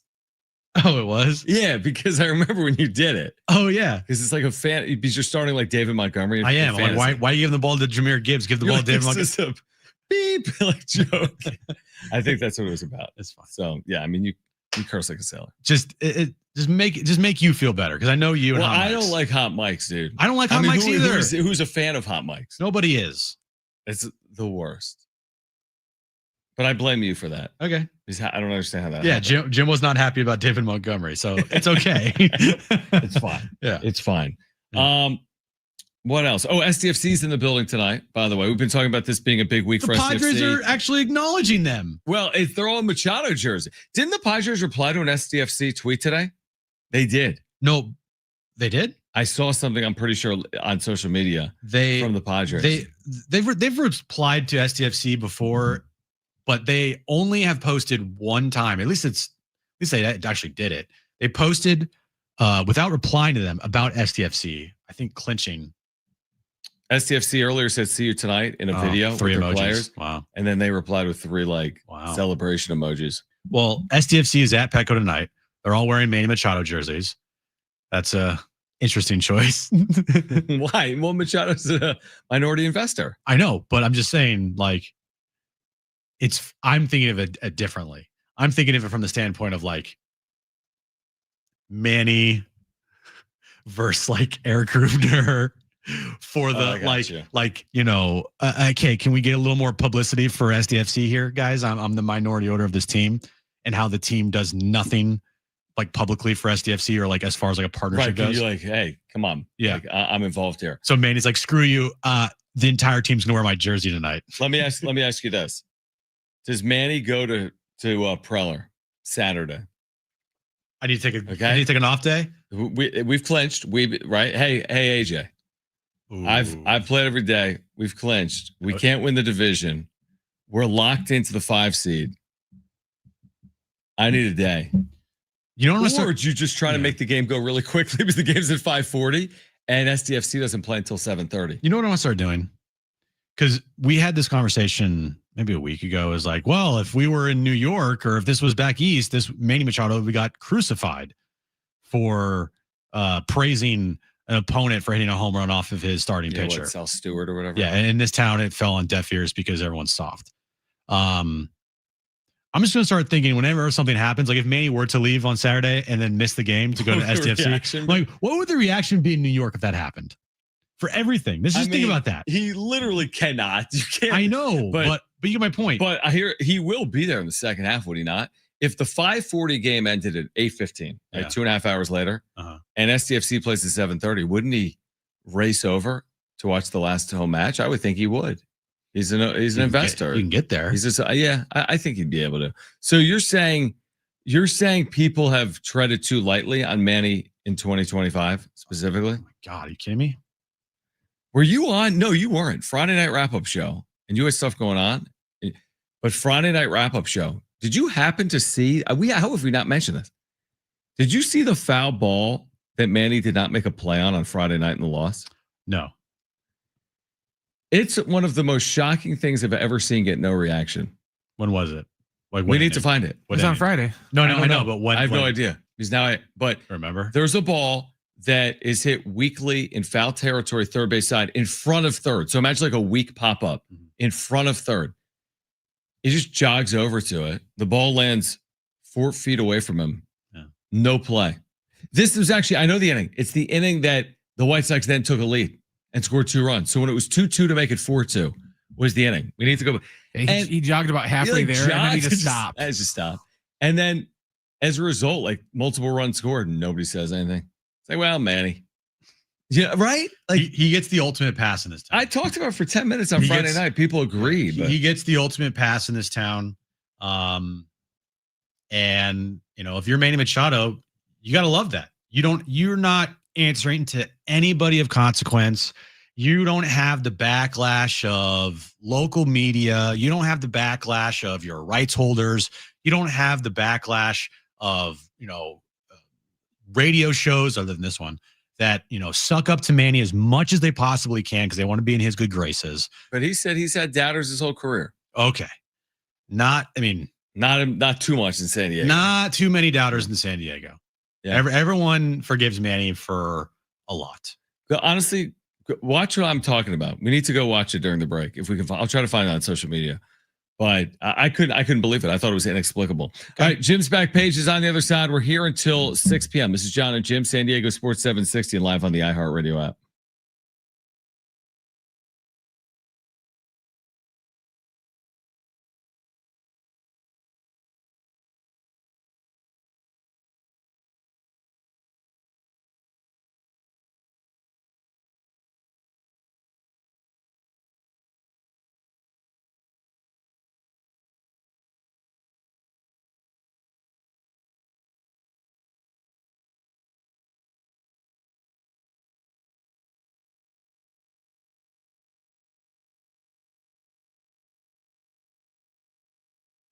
All right, hey guys, it is John and Jim again for the all-new Jamul Casino Resort, the Players Place. We've been telling you for weeks now. Now open is the hotel and spa at Jamul Casino Resort. It is the next level of luxury. It's arrived.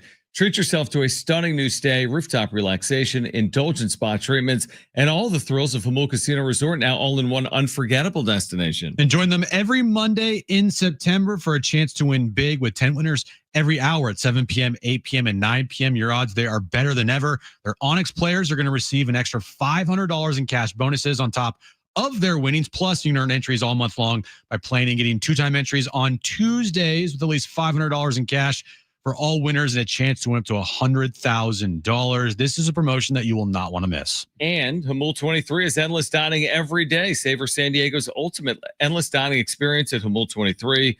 From their world-famous lobster brunch served every morning to the luxurious VIP endless dining experience each evening, indulge in chef-curated specialties, fresh seafood, prime cuts, and decadent desserts at the all-new Jamul Casino Resort, the Players Place.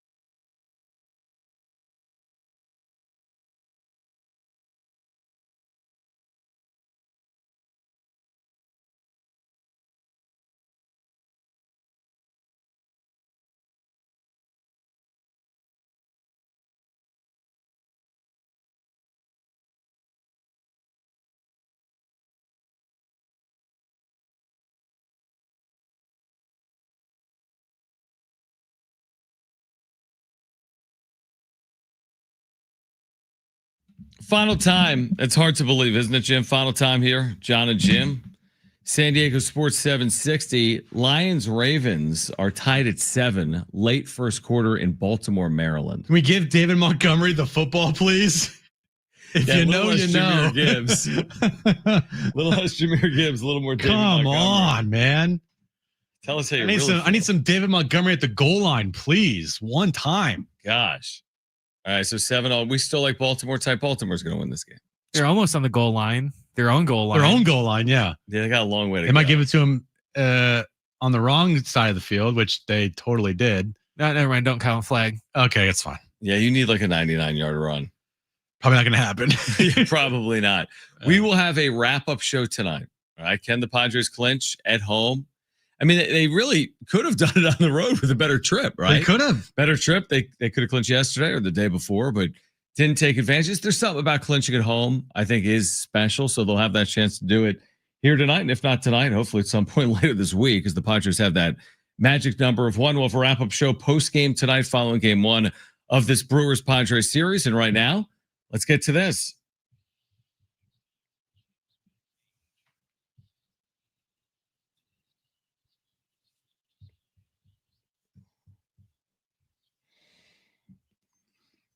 So it's Crumble Cookie Monday, and Crumble Cookie is celebrating their birthday this week, John, with surprises every day. Okay. Here are the cookies of the week. Confetti cake cookie, a birthday cake cookie featuring Oreos, the original pink sugar cookie, a hazelnut sea salt cookie, a milk chocolate chip cookie, and then a secret menu cookie. It's double sweet week.